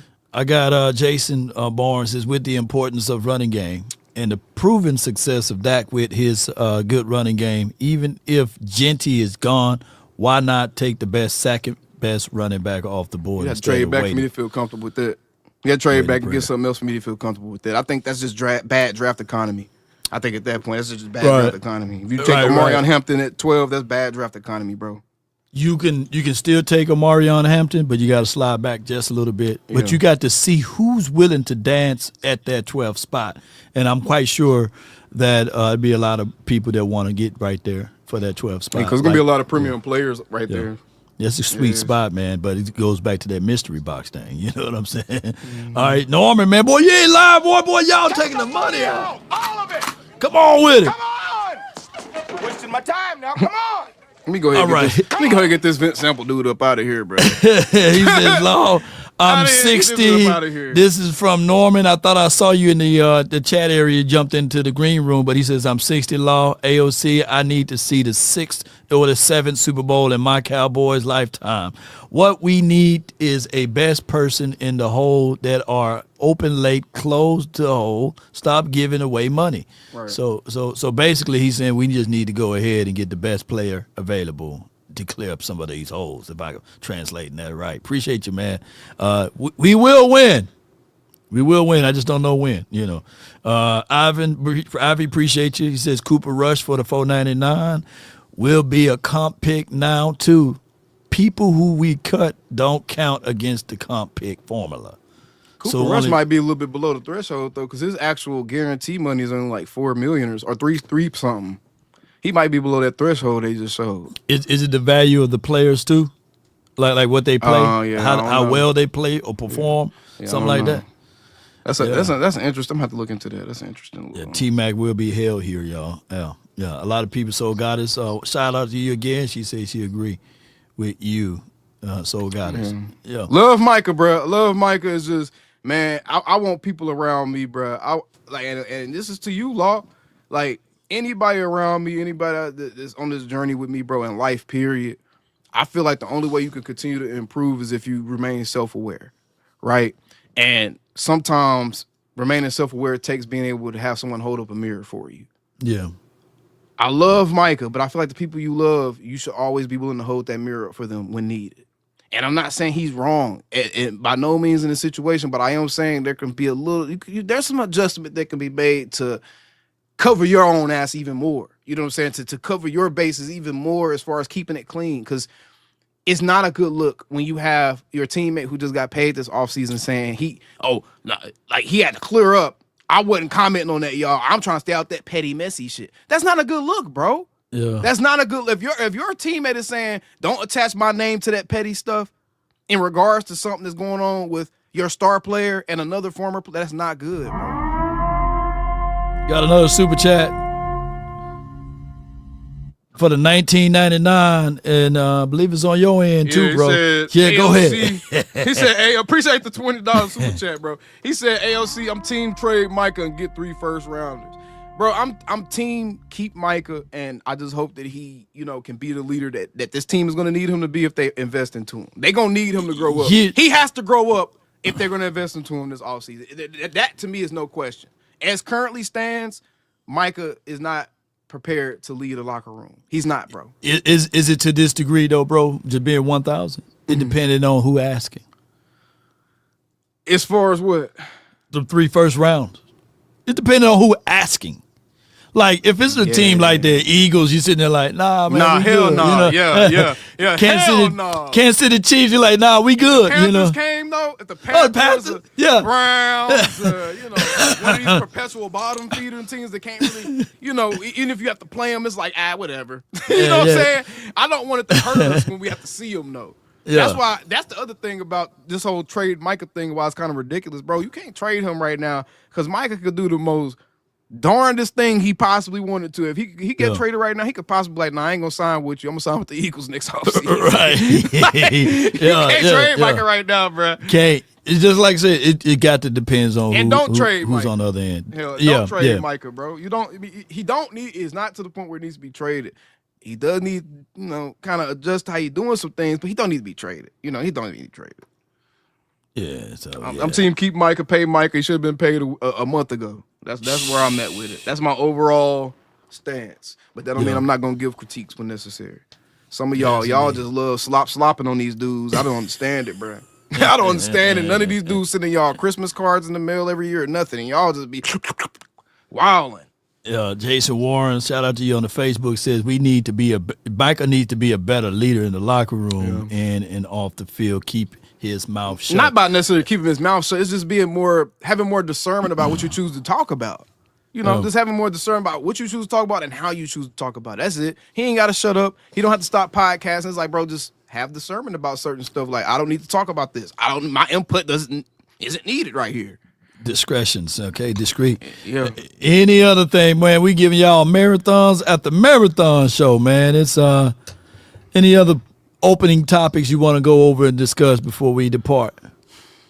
No, man, I think we done covered everything. We can cover everything. All blades of grass. We done brought y'all to noon. We done got y'all to y'all lunch break at work, damn it. Yeah. Yes, indeed. The day halfway over. Hold your head up. Make that money so you can send it to me on Friday.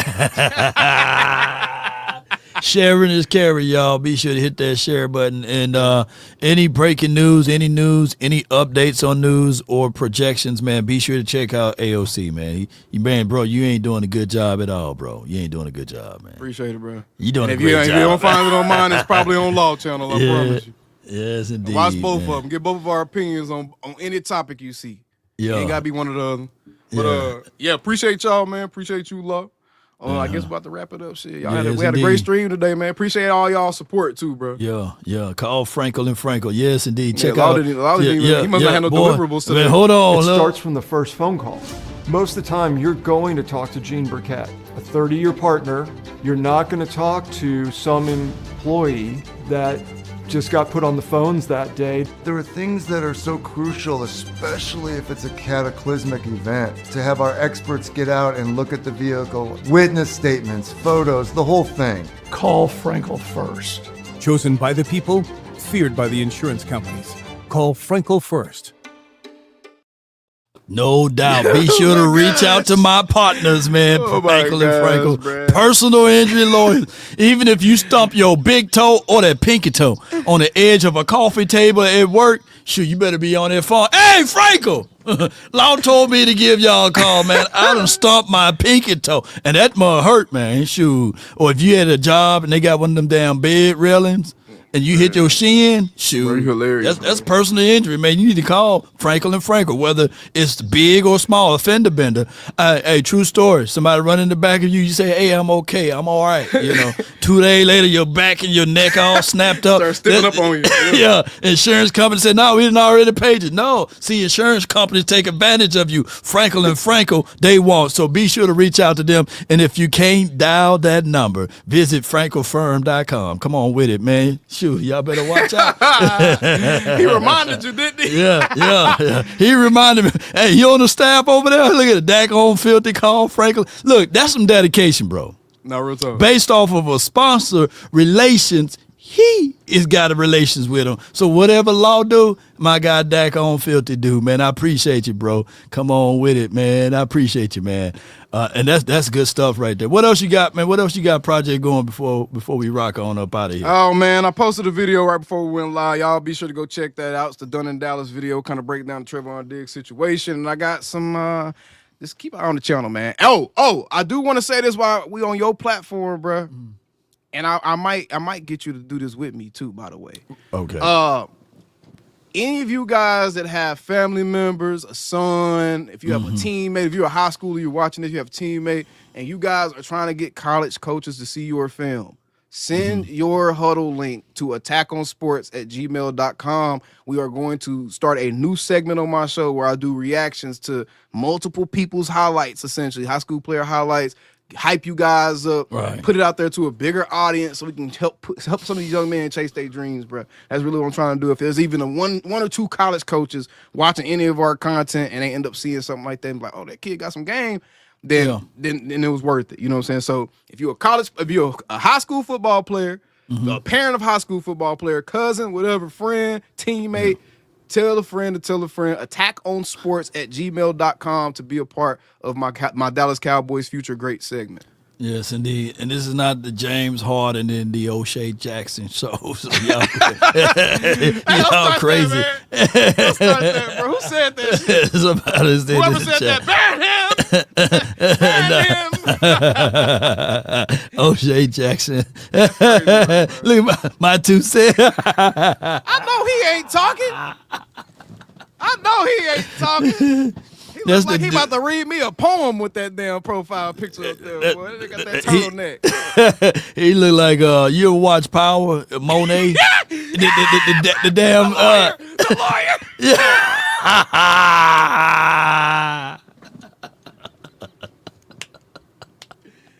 Got your ass. You trying to roast us? Andrew James Harden meets D'Lo Brown. Oh my gosh, Mr. Steal Your Girl. Yeah. She gonna be like, he's such a sensitive man. Yeah. I can see in your eyes. Get the lay pose, man. Yeah, man. Appreciate everybody, man. We gonna run up out of here.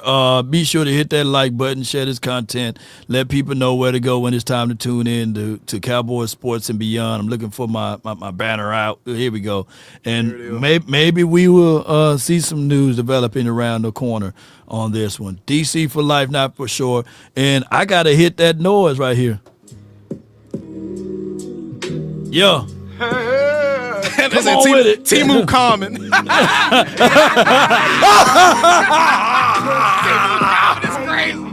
Timu Common is crazy, bro. Yo, killing me with this.